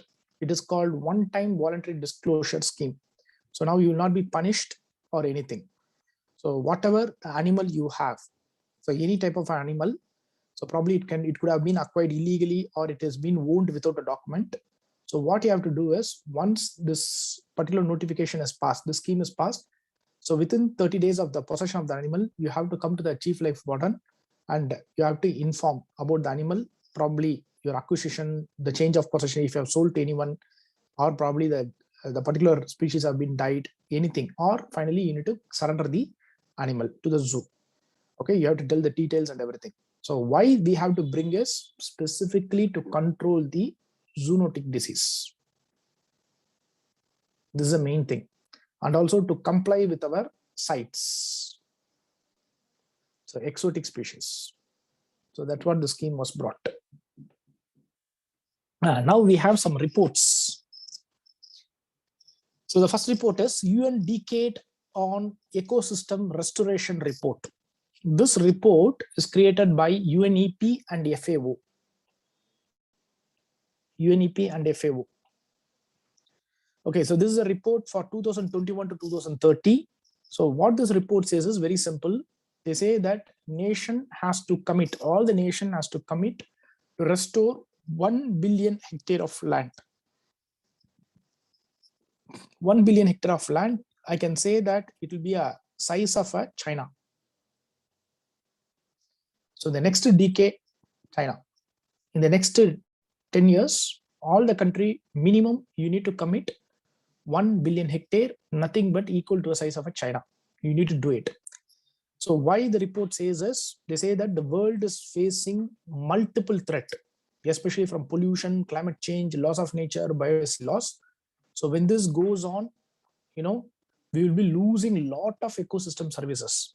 And the second thing is, the report also says, right now we are using ecosystem services, which is 1.6 times than the nature can provide. So always what the nature ecosystem services provide, that is what we can take it. But we are taking 1. They are calculated, humanity is using 1.6 times the nature, a number of services the nature can provide. So obviously we are exploiting it. We are going beyond the carrying capacity of the ecosystem. So that's what they say. And also the conservation effort, whatever we do, will not be sufficient to prevent the ecosystem collapse or the biodiversity loss. And so they say that most of the people, more than poorest people of the world, marginalized people, are surviving in the 2 billion hectares of land. So that's the reason, to start with, initially we need to restore this 1 billion hectare of land. That is what the report says. So UN Decade on Ecosystem Restoration report is given by UNEP and FAO. Okay. Then there is another news. It came in the thing, international news. Amazon rainforest emits more carbon dioxide than it absorbs. So that means today Amazon forest as a carbon sink is declining. So it is done by the National Institute of Space Research. They have collected some information. So through some various satellite pictures as well as through flights and all, what they have found is, in the Amazon forest, the 4 region is within the Amazon forest, the 4 region is emitting 410 million metric tons of carbon dioxide. Is emitting. Why? Because of deforestation, wildfire, climate change and all. But how much the region is absorbing the carbon dioxide is only 120 metric ton is absorbed by the Amazon forest. So one side, 410 million metric tons of carbon dioxide is released because of deforestation, wildfire, climate change and other factor, human activity. But whereas as a forest, every forest will absorb the carbon dioxide as a carbon sink. So, but it's absorbing is only 120. The gap is 290. So that means rainforest is losing its capacity. That's what it means. Then comes our 2020 Global Biodiversity Framework, post 2020. So I hope you remember the CBD convention. In the CBD convention, we have signed a Aichi target, Aichi 20 target, which is nothing but our, am I right, national biodiversity target. We have created into 12 national biodiversity target. So we have achieved it in 2020. We all countries say that we have achieved it. That's the reason 2020 is called a super year of biodiversity. So after this, we are going for a new framework, which is called post 2020 Global Biodiversity Framework. So right now they have created a draft framework. That's all. So what the draft framework is? This draft framework is based on the Global Biodiversity Outlook. So actually, CBD, under this we have signed Aichi target, 20 Aichi target. So by 2020, so it is completed. So once it is completed, CBD itself released a report which is called Global Outlook, Global Biodiversity Outlook Report. So actually, I told in the class, if you remember, so this report says that none of the target has been achieved fully. It's only 1 or 2 targets have been achieved because of lack of financial thing and also lack of practical, planning. So that is what it told. So now based on this only, we have created a new framework. Just a minute.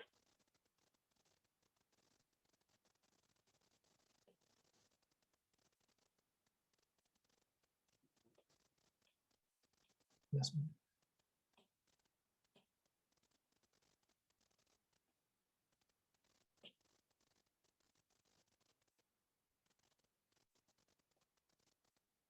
Yes, any doubts?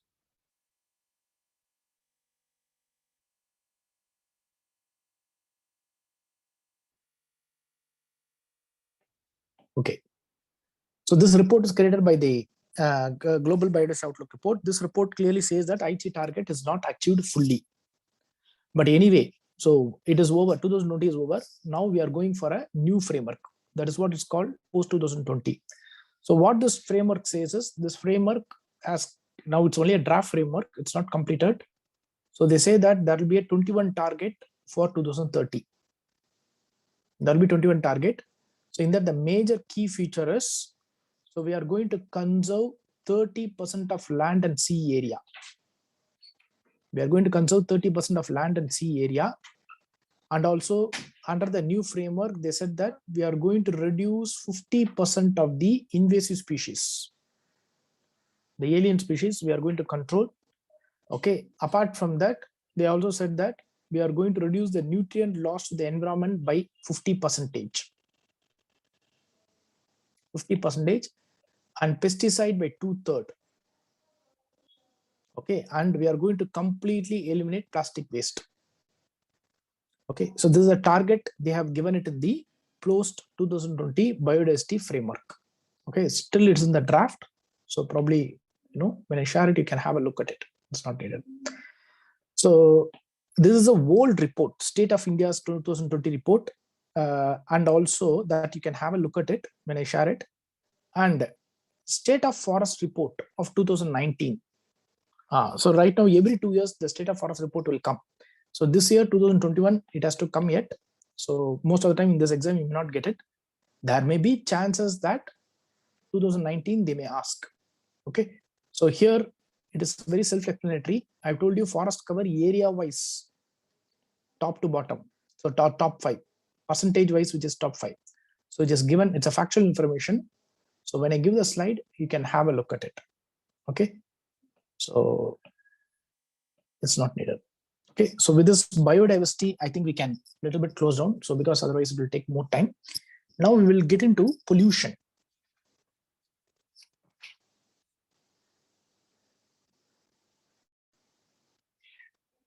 So pollution, last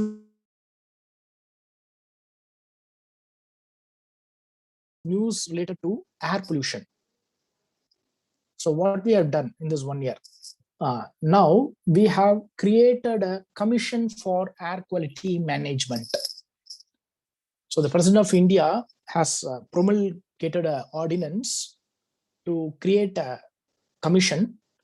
So that is called Air Quality Commission for Air Quality Management or Commission for Air Quality Management. CAQM. Okay, so why this commission was formed is, this commission basically formed for the control of stubble burning. We know the menace of stubble burning.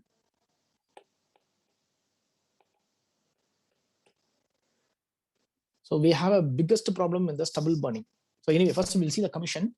So initially they formed a panel. Anyway, the Supreme Court asked to create a panel. So for that they created a panel. Later they, of course, abolished the panel and they passed the ordinance to create a commission for air quality. So this is for national capital region and areas adjoining it. Okay, now what the commission will do is, the first thing is, they have, after bringing this commission, they have removed this EPCA.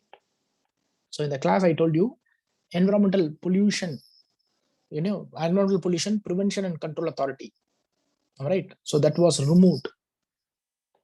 That was replaced by this commission. So this commission major target is to control the stubble burning. Okay, this commission, what they will do, of course, maintain the air quality index. They will work on research, better coordination, identification, problems and all they'll do. So of course, this commission will have a chairperson, and also it will include the members of states of Punjab, adjoining area, Punjab, Delhi, Haryana, UP and Rajasthan. Okay, and also it will have a members of Central Pollution Control Board and ISRO, Space Research Organization. So this commission will keep the standards and everything, parameters, everything for the environmental pollutions and pollutants.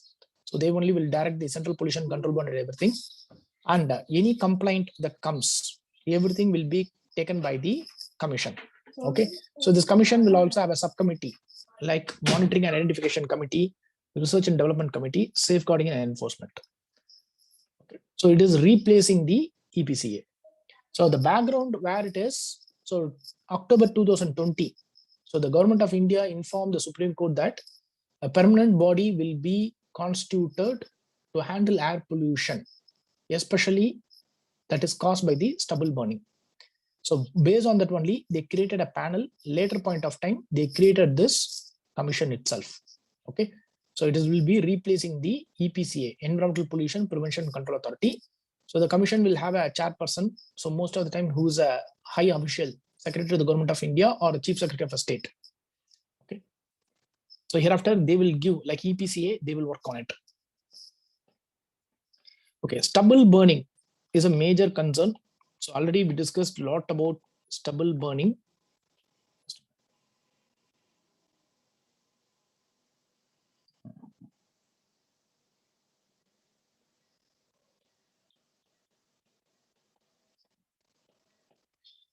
Okay, the problem with the stubble burning is, as I told you, stubble burning, all the pollutant enters into the Delhi. The main concern is only in the winter time. Winter time in the northern state, especially Delhi. Okay, because what happens, you see, geographically, winter time, you know that it is a cold, dry air. Cold, dry air, and also you will have a inversion of temperature and also the low wind condition. Most of the time, this air will become stagnant. And because of that only, any wind blows from the northern side and northwestern and all the pollution will get combined and becomes a fog, and it stays in the lower level itself, in the lower tropospheric levels. That is what, because of the cold dry wind always comes down. So normally every pollutant, everything will be settling in the lower level. So during winter, definitely you can find heavy smog formation. Okay, so that is what the stubble is contributing. And also keep in mind, stubble is alone not contributing. Apart from that, the commission itself says that, the Air Quality Commission itself says that apart from stubble, thermal power plants, construction and demolition, automobile vehicles, all other sources. So anyway, stubble is a major concern. So in the class, we discussed what are the various ways of controlling the stubble. So we discussed about the various method, but now we have brought an innovative method, which is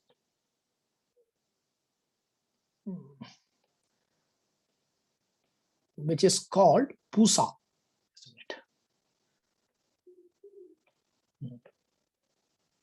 That is biodecomposer spraying to counter stubble. So actually it is developed by Indian Agriculture Research Institute. Okay, what is this PUSA?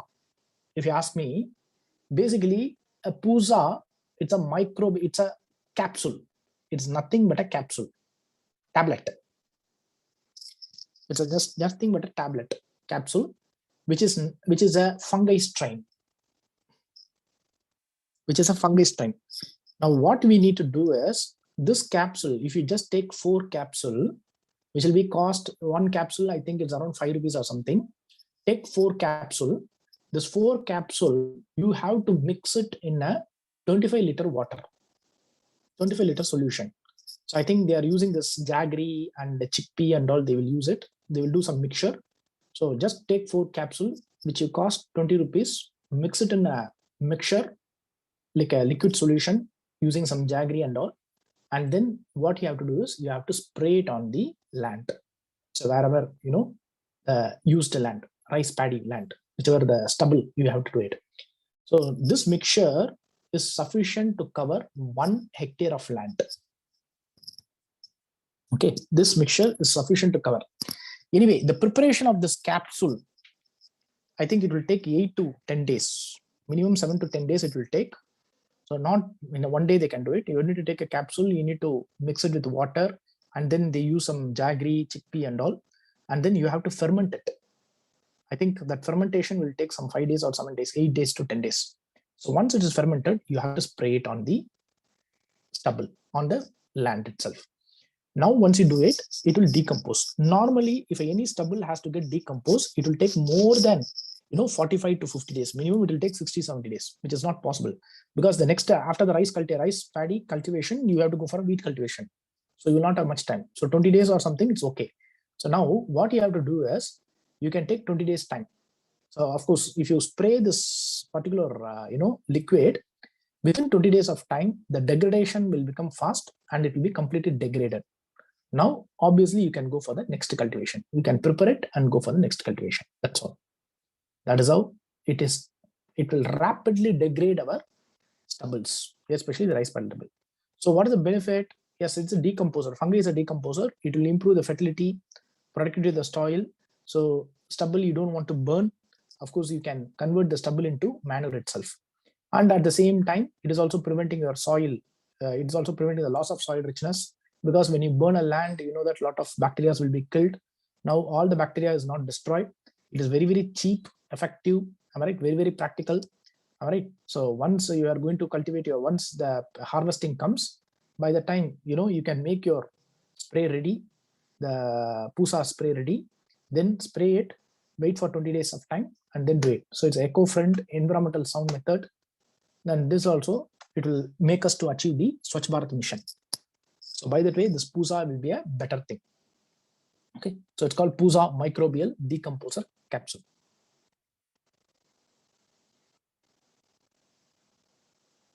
This is not needed. Okay, the next is, sorry. Apart from this, the central government also taken many actions. Like they have closed down the 2 power plant, Badarpur power plant and Sonipat power plant. Okay, so many actions the government has taken. So in that line, you know that we have gone for BS6. So in the class itself, we discussed more about BS6 and BS4.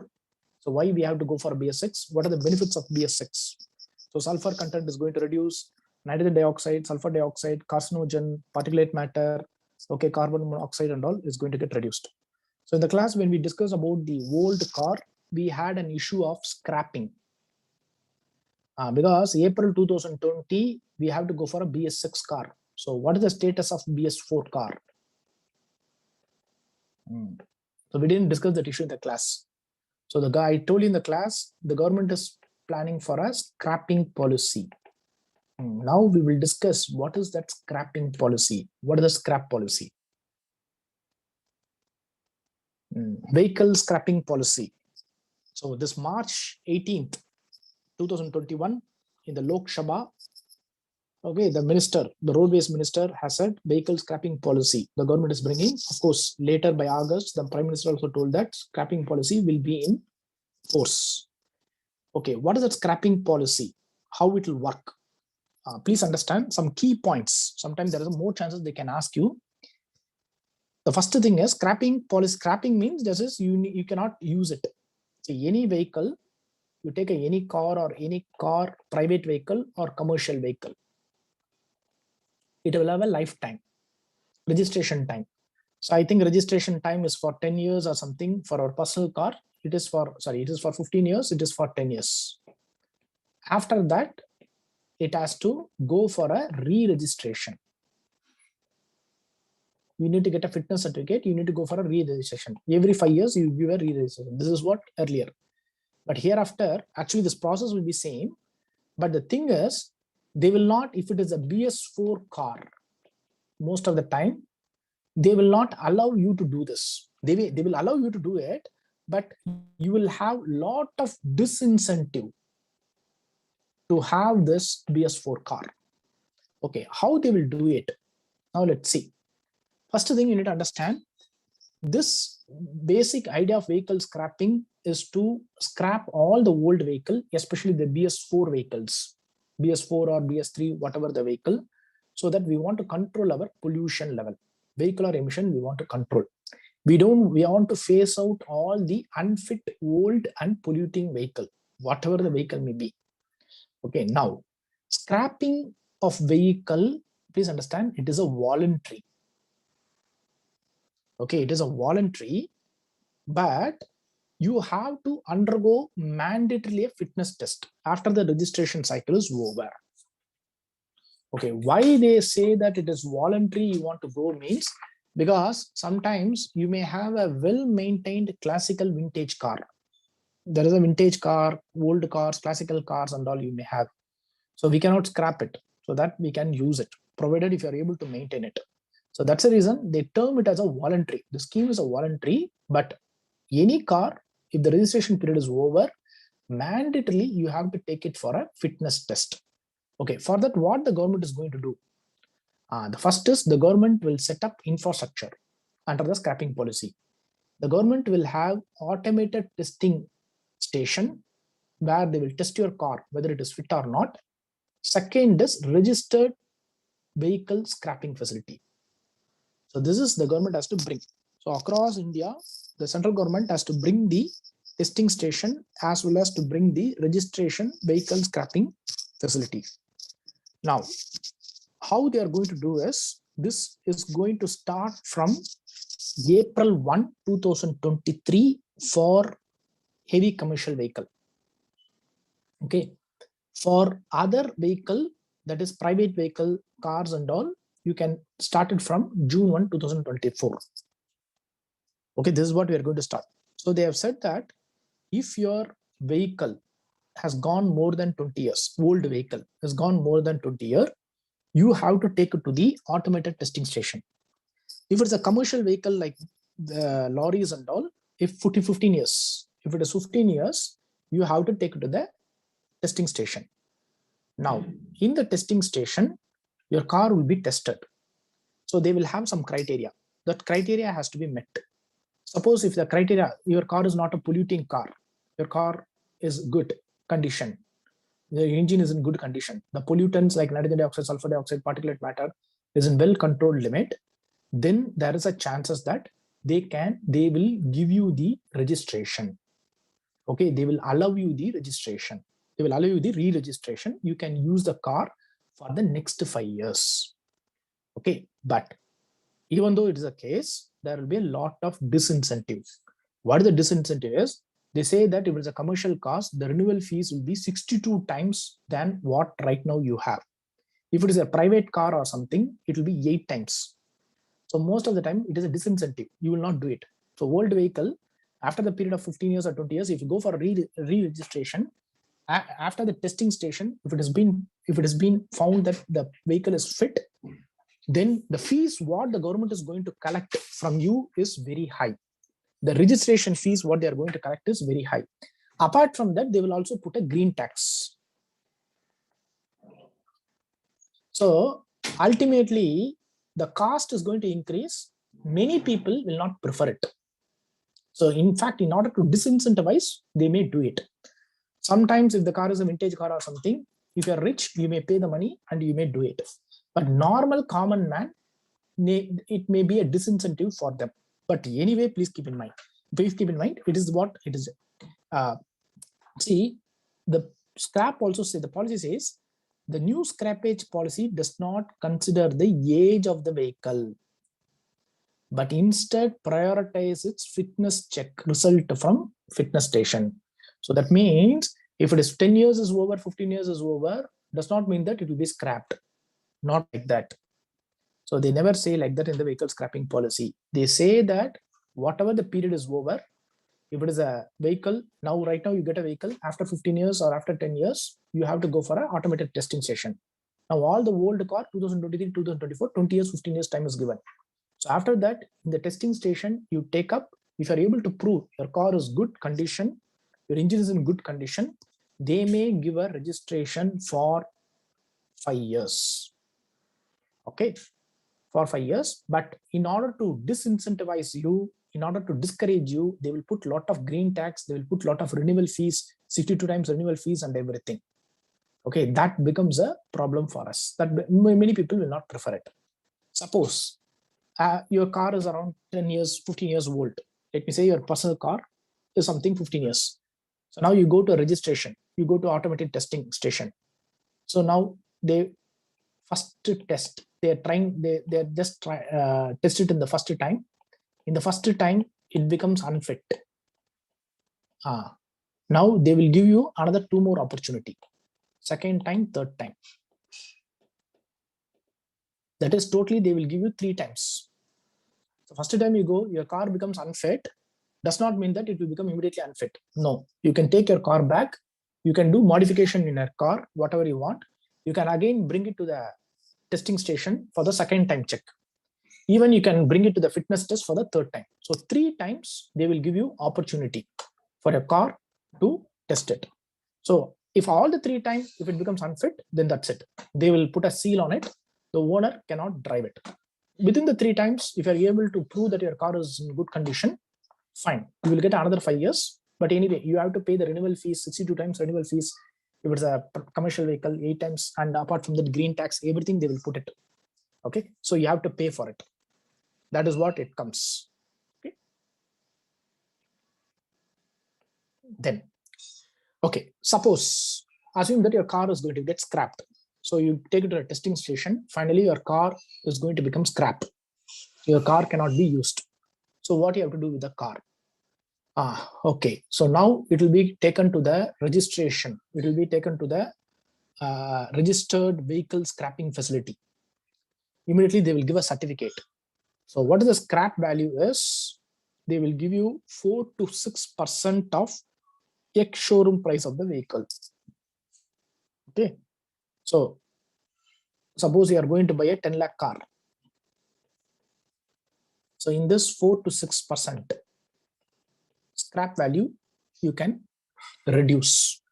So 5%, 50,000 rupees or 60,000 rupees. Okay, when you get a new car, you will reduce it. You can get it. Apart from that, a manufacturer, once you show a scrappage certificate, okay, scrappage certificate, you will also get a discount of 5% in the new purchase of the car. Okay, so 5% of the new purchase car. So totally, that means 5% here, 4 to 5%, here 5%. So 10% will be, you'll be getting back. That means you are going to buy a new car, 10 lakh rupees car. Na? Just for an example, I'm telling, 1 lakh rupee discount you'll get. In that scrap value, 4 to 6%, the manufacturer has to give you 5% discount. So here, again, there's a lot of problems. The manufacturer says it. So the manufacturer says that already steel prices, everything is going high. So how I can give 5% discount? That is what the manufacturer says. But the government said that under the scrappage policy, you have to give it. But anyway, because there people are scrapping the old car and they're getting a new car. All right. So that's what. So that is the reason the government has told manufacturer mandatorily has to give a discount of 5% for the purchase of any new vehicle. Okay, once the customer provides a scrappage certificate. Okay, apart from that, registration. So in any vehicle, if you buy, you need to pay a registration tax. Am I right? Road tax and all. In that 25% rebate they will give you. Suppose assume that you are paying 20,000 rupees tax now, 25%. So approximately 5,000 rupees will be waived off. It will be waived off. So now scrappage policy, it's going to be a boost for the automobile industry, metal industry, because what we are doing is, so we are getting rid of the old car, we are buying a new car. So for the auto industry, it is a boost. It's a very good boost. Apart from that, okay, for the customer point of view, it is going to be a loss only. Anyway, we are losing the old car. Apart from that, pollution and all will get controlled. This is how scrap policy will work. So major features of scrap policy. See, any agriculture, any commercial automobile, so it may be agriculture or anything. See, yes, registration fees, suppose if they are charging 2,000 rupees or 5,000 rupees into 60 times. That is what they said. Value, we do not know what is a clear value. So in the various newspapers, Autocar, in that Autocar website, they told that the renewal fees for a commercial vehicle can go up to UPTO, up to 62 times. Private vehicle, it can go up to 8 times. Okay, apart from that, they are also going to give some concession. It's not given in many material. They are also going to give concession in the GST. Okay, so by and large, this is how vehicle scrap policy will work. So by chance, if your car has become, the registration period is over, definitely we may have to scrap our car, or we can also continue our car by taking to automotive, that is by the testing center, but we have to pay green tax and all. Okay, so that's what green tax. So green tax, the Ministry of Road Department, Road Transport has brought it. So in order to reduce the pollution level, that is nothing but polluter pay principle, they are going to collect a green tax. See, this is a two-wheeler. I think two-wheeler, I'm not sure about two-wheeler. Anyway, I will check it out. It is for four-wheelers, sure, for four-wheelers. All car, any car, whether it's a government vehicle or not, it doesn't matter. Any car. Okay. Two-wheeler, I think two-wheeler may not be a concern. I'm not sure about two-wheeler. It is for personal cars as well as commercial vehicle, lorries and all. Okay, if you buy a new car, that is what I told. No, if you buy a new car, very simple, you will get if you give your old car 4 to 6% ex-showroom value, they will give you. Okay, and then they will give you additional 5% discount. So you take the certificate. When you get the certificate, when you give the old car, the old car will be taken by the registered vehicle scrapping facility. They will immediately provide you anywhere around 4 to 6% of the ex-showroom price. So 4 to 6% definitely will be very less, only 50,000 or something. It may come, depends on the car model and everything. Okay, apart from that, that particular certificate, they will also provide a certificate. That certificate you show to a new manufacturer, a new car or something. You want to purchase a Hyundai car, go to the Hyundai showroom, show that certificate, you will get another 5% discount. Apart from that, in the tax also, you will get some discount. Okay, and registration tax, road tax and all, you will get some 25% discount. And I think GST also, they will give some discount. So all put together, they will give a discount of around, 1 lakh or something. Depends on the car, model, size and everything. It is for four-wheelers mostly. Renewal, it's up to the people. So if the renewal fees, green tax fees and all, if it is okay for them, they can renew, they can hold it. Otherwise, they have to scrap it and get a new car. So that's how the idea comes. So it promotes a lot of automobile company. That is what. Okay, so the green tax. No, single car. See, if you scrap one car, they will give you one certificate. With that, you can only get one car. How can you get 2-3 cars? No, it's not possible. I'm right. If you have a Hyundai car, now scrap that car, you will get a scrap certificate. With that, you can get any one car. You cannot show the scrap certificate for 5 car or 6 car and all. No, that they will not allow it. The benefit is only for one car, because the manufacturer, the company is giving 5% discount. Am I right? So if it is a 10 lakh car, so 5% means 50,000, 60,000 discount directly they are giving it, apart from the company's discount. Okay, so the green tax is an additional tax on the old vehicle, specifically for the old vehicle where it is not no more fit on the road. So basically, the idea is to motivate the people to switch over to friendly alternative, nothing but hybrid car or e-vehicle. So FAME scheme and all we have, that is what.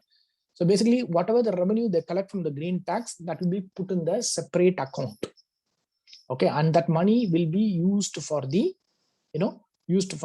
control of pollution. Okay. Normally, green tax and all for public transports and all, city buses and all, green tax will be less because it's a public transport. That's the reason. Okay, and apart from that, for tractors and all, harvesters, tractors and all, they will go for exemption. Because tractors, farmers and all, they will have some incentive, they will go for exemption. What government will do with a scrapped vehicle? What they will do? Today, what we are talking about circular economy, am I right? National resource efficiency policy, we will see. We want to reuse it. Okay, so we will see it, recycle it. Okay. Rat hole mining, actually it's an old issue, but again it came out recently by March 15th of 2021. The National Green Tribunal has established an oversight committee on this. Of course, they had 12-member committee to control this rat hole mining. See, in Meghalaya, for a long period of time, under, let me say, mountain, assume this is a Meghalaya mountain, Jayanti, Khasi Hills and all. So you know that the Northeast mountain also has a, no, we will suggest to come. The Northeast will also have Northeast has a lot of coal. So here, what they do is, they used to dig a small hole. That is nothing but a rat hole. Inside the rat hole, it's only one man can go inside. He will crawl and go inside and he will take the coal and put it outside. It is called rat hole mining. So normally if you take a small tunnel, it is only 3 to 4 feet. Just only one worker, he can go inside, he can take it and bring it outside. Okay, this hole will fit only one person. It's a illegal mining, which was happening for a long period of time. It's called rat hole mining. So it is very famous in Meghalaya. Even though it is illegal mining, most of the coal that is taken from the rat hole, taken from the mountain, it is sold in the Bangladesh. Actually, Bangladesh, the thermal power plant runs only with this rat hole mining. So actually the issue came 8-9 years back itself. What happened, you see, let me say it's a highway. In a highway, assume this is a mountain. So let me say it's a highway. So they will dig a small hole. They will go inside deeper. They will take it and put it in the roadside highway. So when the lorry passes by, it will take it and it will go to the Bangladesh border and they will do it. Even though it's illegal, it's happening legally, even though it's illegal. So normally there's a lot of things. People will go inside. Sometimes they may get trapped. Sometimes collapse will happen. So a lot of risk associated with this rat hole mining. It's not a government authorized. It's illegal. The case 8-9 years back, what happened? You see, whatever they take it from the coal from the rat hole, they will pile it in the roadside. Now, when any rainfall happens, what happens? You see, it will mix in the coal, and also coal will have sulfur content that will leach into the ground well. So one environmental NGO conservation activist, he has taken a sample of water from the nearby lake and also from the well, and he showed that because of the rat hole mining, because of the coal is being put in the roadside, it is mixing in the rainwater, because Meghalaya is seeing a lot of rainfall and it is polluting the environment. So from that time onwards only, Supreme Court intervened and said that this rat hole mining should be completely banned. Even though it was immediately the government has banned it, but from the Bangladesh, the envoy, the ambassador from the Bangladesh, they came and requested to continue this rat hole mining, because the major source of their thermal power plant, of course, their main thermal power plant runs only in this rat hole mining. So that's how the issue came. Now it's going for last 6 to 7 years.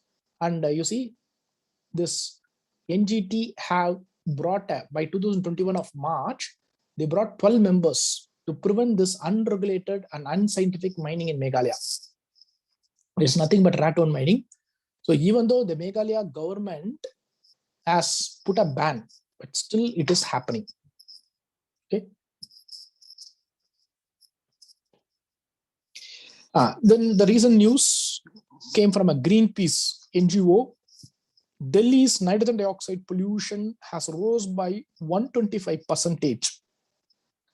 So they have said that in the last 1 year in the Delhi, 125% of nitrogen dioxide pollution have increased. So the analysis is done in the 8 popular cities, Mumbai, Delhi, Bangalore, Chennai, Kolkata, Jaipur, and Lucknow. So it seems that it has increased 125%, Hyderabad 69%, Chennai 94% increase has happened, Bangalore 90% increase has happened. So nitrogen dioxide level is keep on increasing. The same case of a sulfur dioxide, especially from the thermal power plant. So here, the Center for Research on Energy and Clean Air, they said that the sulfur dioxide level, of course, in India, it's declined. Comparatively, it is declined, but still India is one of the largest emitter of sulfur dioxide from the thermal power plant. Actually, in order to control this only, the Supreme Court already, some 3-4 years back itself, already told that all the thermal power plant should have a clean technology called flue gas desulfurization. This flue gas desulfurization, FGD, actually the flue gas desulfurization, what it does is it controls the sulfur dioxide. They remove the sulfur dioxide so that the exhaust does not have it. Initially, the deadline for this FGD is 2017. So the government of India many years back said that, okay, before 2017, all the thermal power plant, we will install this FGD so that we will control. But anyway, we couldn't do it. Now the government has changed the deadline into 2022, next year. So still it is pending. Okay, that's another news. River Yamuna floating. It's nothing but, so it's a very simple concept. You know that ammonia, phosphorus and all, detergents and all from the household, any untreated, when it enters into the river. So you know that when the river movement happens, that time lot of bubbles happen. That's called frothing. Foams is getting created. So the entire river Yamuna frothing is happening purely because of the man-made activity, nothing but detergents, phosphorus, ammonia entry. Okay, and apart from the sewage and all. And it seems that 90% of the domestic waste in the city only flows, Delhi, it's only flows in the Yamuna River. So Yamuna River is getting more polluted. Domestic wastage is the major one. Okay, and also 58% of the waste of the national capital is also dumped in the river. Okay, some few data is given. So exam wise, they will not ask you for the data, but you can have a look at it. How much phosphate content has increased. The next issue is arsenic affected habitation in India has increased by 145% in the last 5 years. Okay, so here, when I say arsenic affected habitation, it is nothing but lakes, water ponds, and groundwater. So of late, the arsenic content in the water is increasing. So where and all, of course, mainly in Bihar, Assam, Punjab, West Bengal, and UP. Okay, so Jharkhand and all, earlier it was not there, but now some 2 habitation has come. In Karnataka, earlier 2015 it has got, but today it is not there. But most of the arsenic habitation, it is found in the Ganga and Brahmaputra plain. Of course, Assam has the highest share. So you know that arsenic, basically it will have a lot of impact, right? So already we discussed about it. So if you see this arsenic, so basically arsenic, what it will do is, it can create a skin cancer, poisoning, nervous system poisoning, skin lesions and skin cancer will create. Of course, it will affect that thing.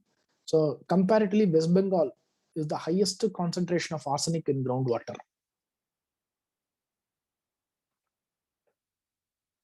And the next one is, it's also a little bit older news. The Central Water Commission released a report that heavy metal contamination is more. That is 2/3 of the water quality stations. We found that in 2/3 of the water quality station, we find that one or more heavy metal is present. So the study has done in 67 rivers in 20 river basins. So in that they found that the major heavy metals, iron, lead, nickel, chromium, cadmium, copper, okay, is very high. So that time, okay, zinc level, of course, arsenic and zinc level, all are very high. Okay, now arsenic contamination is a major problems right now we have. It's a heavy metal contamination. Okay, the next comes the plastic waste management rules of 2021. New rules. So now the new rules, it's a draft only. The new rule says that is applicable to all the brand owners, plastic waste processors, recyclers, co-processors, everything. And now they have brought a new definitions in the rules, that is non-woven plastic bags, plastic waste processing, single-use plastics, thermoplastics, thermoset plastics. Okay, so you need to only know the major feature. The major feature is, first thing is, hereafter all the carry bags should be made with 120 microns. So earlier it is 50 microns. Earlier it was 50 microns. Today from 50 microns, it has been increased. It has been proposed to increase the thickness to 120 micron. Second is, the single-use plastic should be completely banned from 2022. So it includes all ice cream sticks, thermocol, plastic flags, candy sticks, balloons, everything. Okay, now it is open for public suggestion, so people have to come. These are two major features we have done. So already plastics, we have brought this EPR. I hope you will remember this EPR, extended producer responsibility. So extended producer responsibility has been included in this plastic waste. Initially, it was brought for the e-waste. Some basic facts is given. So it's not needed. Okay, so now we will move on to the climate change. So coming to the climate change, we have completely discussed the climate change in the class itself. So till Paris Agreement and the last talk, I'm right, till the latest conference of party we have discussed. So the next conference of party 2025, actually 2020, that is 26 COP26 is going to be in the November 2021 in Glasgow, okay, in Scotland. Okay, so what is happening already? We know in the class I told you the clear picture. What is the Paris Agreement? So what is our nationally determined contribution to the Paris Agreement? And in between that, what are the other countries' stand? So what is our stand? Our stand, we are very clear that we have to achieve the Paris Agreement. In order to achieve the Paris Agreement, what we need is the finance. Am I right? The Green Climate Fund should receive finance. The second is technology transfer has to happen. And everyone wants to take commitment, NDC commitment. So when come to the NDC commitment, India has given our NDC commitment 33 to 35%, you know that. And India also says that the commitment what we have given is something which is the best commitment. And India told that we cannot give more commitment beyond it. But many countries are asking to increase their NDC. And also the target temperature is 2 degrees Celsius, but anyway, if possible, 1.5. Am I right? Okay, so now when many countries in the last, there is a Climate Ambition Alliance, I would have told you. So in that, the India also said that we will not join the Climate Ambition Alliance because Climate Ambition Alliance says that increase the NDC. But India says that we will not increase the NDC because we have given the best NDC. And also pre-2020 voluntary pledge. So remember the pre-2020 voluntary pledge, we have achieved it. So in this, before 2020, Kyoto Protocol legal binding, still there for the developed country. So now our concern is very clear. What is the status of 2020, pre-2020 Kyoto Protocol? Because pre-2020, for all the developing country, it's only voluntary pledge. India has achieved the voluntary pledge. For other developed country, it is Kyoto Protocol. It's a legal binding. So what is their status, whether they have achieved it or not? That's the first question we want. Second is, we have given the best NDC. We cannot increase the NDC beyond it. But anyway, if all the countries are increasing the NDC, we will increase it. Okay. And the third is, we want 1.5 degrees Celsius. Okay. Target time, we want 2030. But now the countries are pushing to 2050. Now everyone is talking about 2050. By 2050, they say that we need to bring net neutral. The Paris Agreement, almost it started. 2020 it started. So net and neutral. But we say that, okay, fine, 2020 is ultimate target. But right now, don't think about 2050. India says, think only about 2030. 2030 itself, try to reduce, 30-50%. And India also supports this 1.5 degrees Celsius. Okay, this is a right now stand. Now, in the last 1 year of time, actually nothing much has happened. Just we will see some of the discussion took place. We will see what are the discussion took place.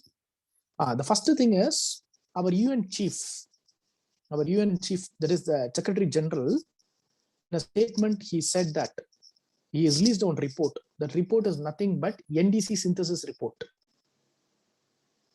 NDC synthesis report. All the countries have given their NDC. So based on that, they have synthesized it and they have released a report. So when he released a report, the UN chief said that this 2021 is a make or break year to confront the global climate emergency. It's a make year or break year. That means in this year, that is COP 226, by November 2021, 26th Conference of Party, that time all the country has to take a firm decision. Okay, so he says that we have to set our target for 1.5 degrees Celsius. Okay, and 45% reduction we have to do in the emission. So right now, if you are emitting 100% now, so in that 45%, you need to reduce it by 2030 itself. Then only you can bring it to 1.5. So why he's stressing on 1.5 is only because of various report. IPCC, UNEP, everyone says it, don't go beyond 1.5. I told you, if you go beyond 1.5, you will reach a tipping point. Once you reach a tipping point, then, everyone will get triggered. Then whatever action you do, you cannot control it. So the same thing he says it, this year is very, very important. This November 2021 of Glasgow, wherever it is going to happen in Britain, UK, it's very important. So please try to change he says that, it indirectly says, please try to increase your NDC. Please try to reduce 50%, 45% of your emission reduction.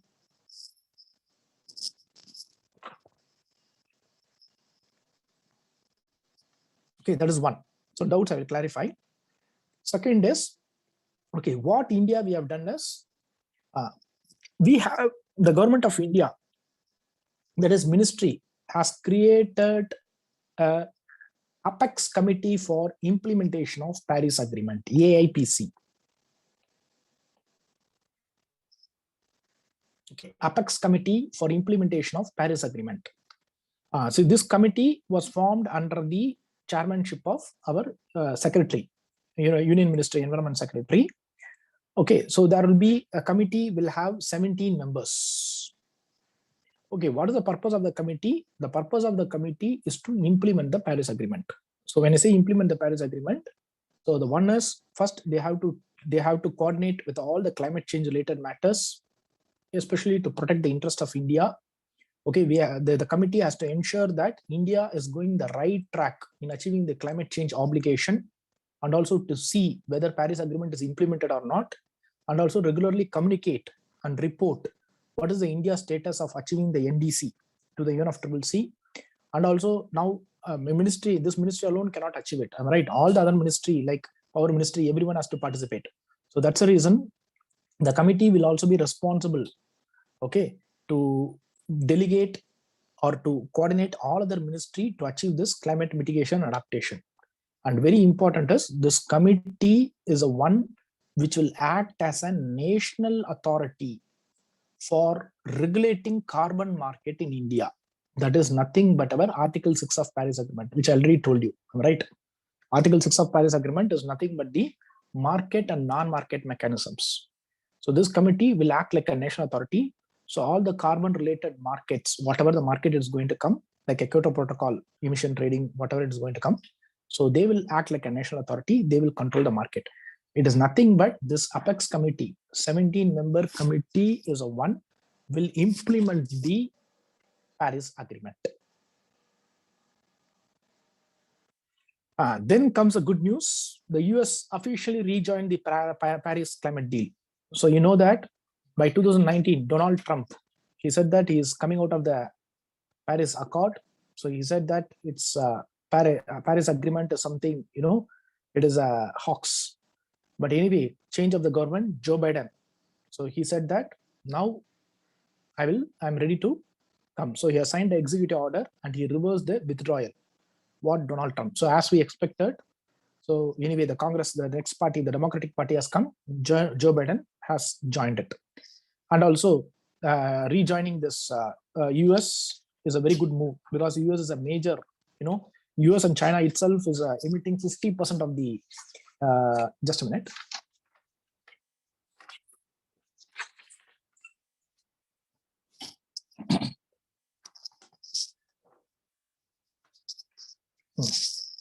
Because US and China itself is contributing 50% of the global emission, nearing 40%. So without US, we cannot do anything. So now US getting into the Paris Agreement is a very good thing. And moreover, we can, by US entering into the Paris Agreement, we will get funding, technology transfer.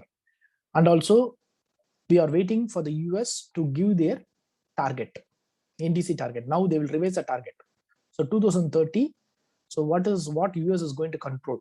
So that is also important, and also how the US is going to commit to the Green Climate Fund, how US is going to commit to the technology transfer. So everything we will see in it. So it's a good news that US has officially rejoined.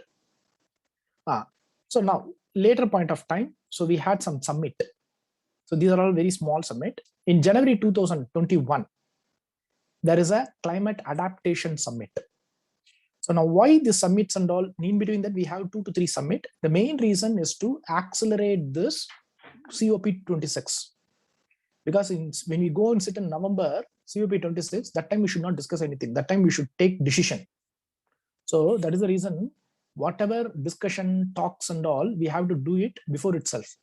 So now in that line, this summit was created. It is called Climate Adaptation Summit. It was hosted by the Netherlands government in the November, of course, online. So it is part of our UN Climate Action Summit. So I told you, so any conference or party, normally, if you take a conference or party 24 or 25 or something, it will happen in the month of November, December. So 2 to 3 months back itself, they create a action summit, climate action summit. Because that time you should not come and discuss anything. So that time you should take decision. So that's the reason before that itself, you should discuss everything. So that is the main idea about this adaptation summit also. So it is also like, in line with your climate action summit. So what they discussed, so of course, they discussed all the features, what we are going to do in the COP26. So what are the aspiration, how they are going to do.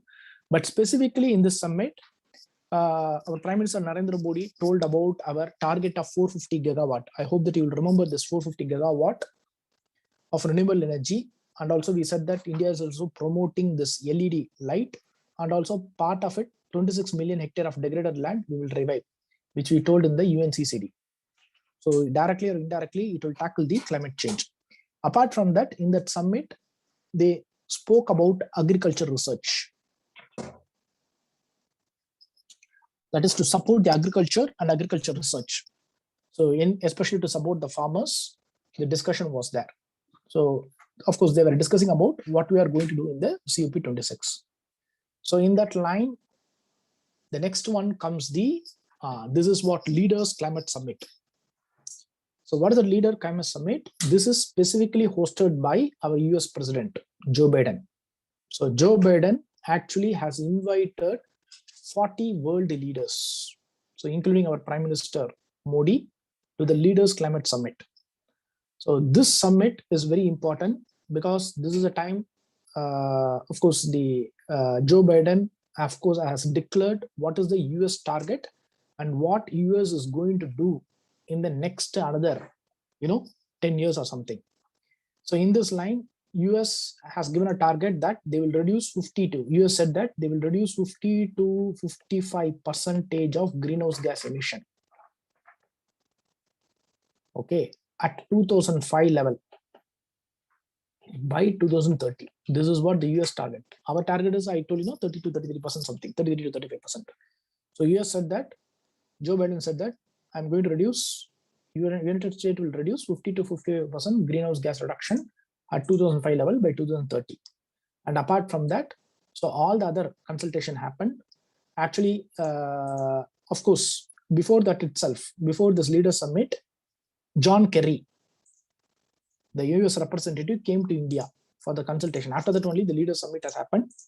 So US president has told about it, and also he has announced about the emission target, and also he has, they didn't announce about the climate fund and all, but they said that climate funding will be given. But India told that India requires 2.5 trillion US dollar between 2030 to achieve its NDC. So whatever the NDC commitment we have given, if you want to reach this NDC commitment, India needs minimum 2.5 trillion US dollars. Okay, we want the support of this thing. And at the same time, in the leaders climate summit, Joe Biden also said that we want to limit our global temperature to 1.5 degrees Celsius, because recently IPCC report said that. So if the right now the NDC commitment, what the country is taking, whatever the countries are implementing, is not sufficient to keep to 2 degree. It will go more than 2 degree, 2.4. Okay, so that's the reason we want to limit the temperature. So anyway, the leaders climate summit, so he said that we have to improve our effort to limit our temperature to 1.5, even though the target is only 2 degrees Celsius. So there is another thing. After the summit, a report came out which is called Climate Action Tracker.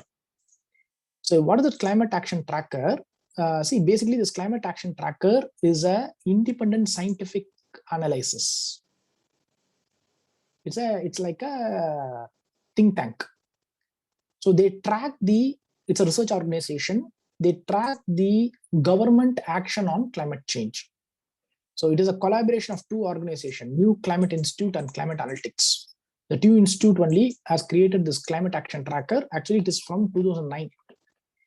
So their job is to scientifically analyze the country's NDC, the country's action, and report that whether the country action is sufficient to keep 2 degrees Celsius or 1.5 degrees Celsius. That is what the climate tracker. So what they said was, the climate action tracker, they said, so right now, whatever we are doing, whatever the actions is being taken in the Paris Agreement or in the summit is not sufficient, because the global temperature will increase by 2.4 degrees Celsius. Of course, they said that it's 2.6 something. Okay, so multiple report camps predicted that it will increase by 2.6, but our target is 2 degrees Celsius. But they say that it will go to 2.6. Okay, so they have how many countries they have tracked it? They have tracked the commitments of 36 countries. Of course, with the European Union, so which is accounting 80% of the world carbon emission. So in these countries, when they track, they say that it is not sufficient. It will go to 2.6 degree Celsius. That is what they told. Of course, IPCC and all says that it will cross 1.5 degree will come in another 20 years itself. That is what IPCC says. Okay. Then our Minister of Environment has participated in the United Nations Security Council debate. So in the UNSC, United Nations Security Council, there is a debate which is called Maintenance of International Peace and Security, addressing climate-related risks to international peace and security. Okay, what is this debate is? Okay, so we will have another few slides only. So what this debate is? This debate is about what will happen to the safety and security, political security, because of climate change. So in this debate, they said that even though climate change does not directly cause violent conflict, but its interaction with social and political definitely will have an impact on peace and stability, because the United Nations Security Council is peace and stability. So they said that it's indirectly it will do. And in that UN Security Council, India said that, our union minister said that the idea of climate action should not be moved to climate ambition post to 2050. So we told very clearly, do not talk anything on 2050, only talk on 2030. That's all. Okay, by 2030, we should reduce 50% emission. Okay, and 2050, okay, make it zero. But right now, do not talk anything on 2050. If you talk anything on 2050, then 30 years, it will take time. So that's the reason they said, and also we said we need financial technical support for achieving this. Okay, so that's another thing which has happened. Anyway, COP26 president is going to be Alok Sharma. So UK climate chief. So he is going to be the COP president, since it's going to happen in UK. So he came to India because the reason is, today, after US and China, India is a third biggest emitter. Okay, so what he said is, so first thing, so he said that he is satisfied with the India's NDC actions and implementation. And also he said that India is also a very close partner to UK for the successful outcome of the COP26, because we are a very important person. And also he said that he will support India for our climate actions as well as for the finance. So we need to wait for COP26. Okay, so that is the major thing. So apart from that, we have some science basis. So IPCC physical science basis report has come, ER6. Okay, what it says specific to India, Indian Ocean is warming at a rate higher than other ocean. So comparing with Atlantic and Pacific, Indian Ocean is warming more. And the second thing is, because of this, India is going to find more extreme weather event. And of course, we are going to find this extreme weather event even within 1.5 degrees Celsius. Even within 1.5 degrees Celsius. Okay, so the report said that India is going to experience heavy rainfall, melting of glaciers, heat waves, and more impact India is going to face. Frequent heat waves, humid heat stress and all, we are going to find coastal area submergence. So India has to be very careful. So they want that all the country should take a deep emission cut. That is what they told, and go for decarbonization. Okay, and there's another report said that the fifth assessment, the upper report said, the IPCC says that Antarctica is heading towards tipping point. So tipping point is a one where beyond that you cannot control anything. The melting will happen rapidly.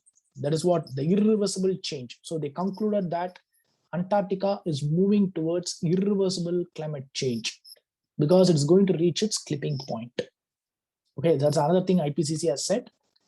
Okay, apart from that, we have only reports, small reports. 90% of the time, UPSC have never asked on any reports.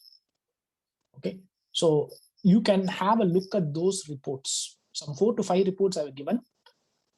Just have a look at this report. It's not needed. Okay. Then the next one is linear to circular economy. The last one is 2 things, linear to circular economy. So what is that linear to circular economy? It is nothing but we have to recycle. See, today resource efficiency is very poor.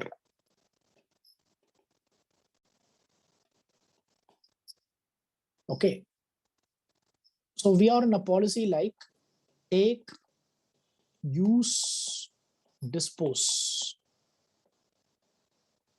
That is, take the natural resources, use it, dispose. And you know that natural resources are limited.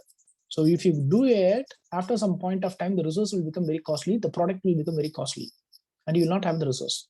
Now what you have to do is all the old, so if you take a old vehicle, steel and all, we have to recycle it.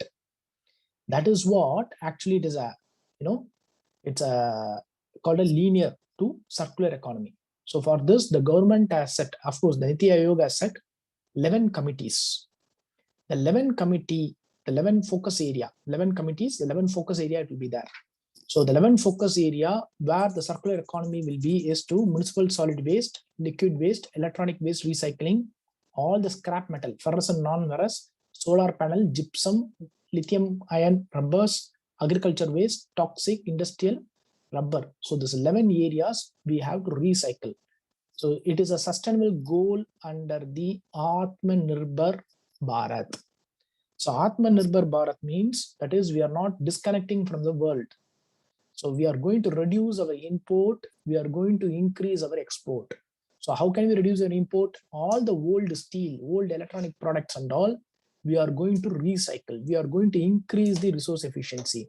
By that way, we can also tackle climate change. We can reduce pollution, okay, and we can make it better, resource utilization. That is what circular economy we talk about, which is also, of course, this is what came out as a national resource efficiency policy. That is, whatever the resources we have to efficiently make use of it. All the old material, we have to reuse it and recycle it. This concept, we call it as a circular economy. Okay. So with this, I think some of the major current affairs I've done it. Now, whatever I have shown it, apart from that, some more information, I will update it and I will give it as a handout. So probably maximum tomorrow evening, you will get a PPT file, that is PDF file. So whatever you have seen in the slides, everything will be given there. So you can have a look at it. You can do 1 or 2 revision before your exam. Okay, apart from the current affairs, whatever you have. Okay, so if you have any doubts, you can ask.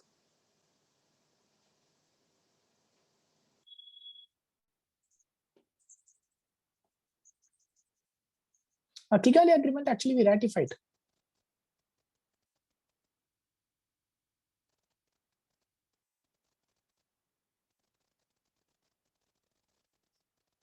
Okay, so whatever you study, very important is revision. So without revision, nothing is going to happen. See, it is a two-way difference between Western and Eastern Gibbon. It's two variant. See whether this is enough. Actually, there is no answer for it. So UPSC, you know that it's something, it's unpredictable.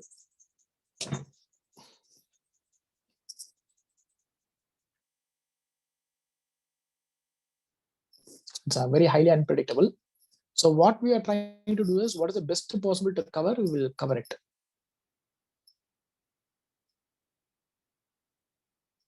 Okay, along with this, construction and demolition waste rules. I will give it to the notes. This year, definitely you see it. Yes, scrap policy more on line in line with the Western policy only.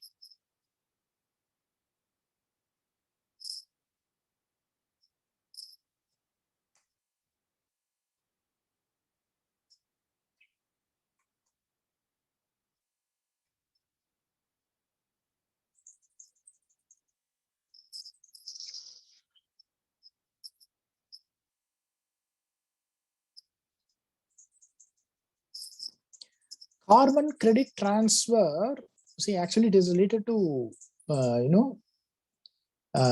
it's nothing but carbon credit can be traded both by the private and public market. Okay, even it can also go for an international market. Normally that we call it as a transfer of carbon credit.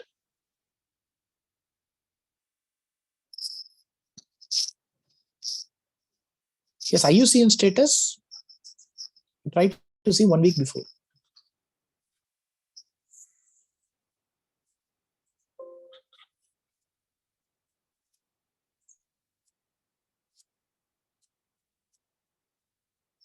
Yes, we can wind up the session. Okay. See, what is the reason for 50 micron? See, no, Earlier it is 50 micron. Now I told you, no, it's not 50 micron. So it is around 125 micron. The reason is collection efficiency is very poor. See, any plastic size, when it is very lesser, it is very difficult to collect it. It will fly. It can easily enter into ocean.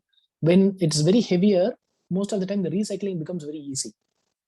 So that's the reason we want to bring it to more micron. So earlier it is 50 micron. From 50 micron, now I told you, it's increased to 125 micron something.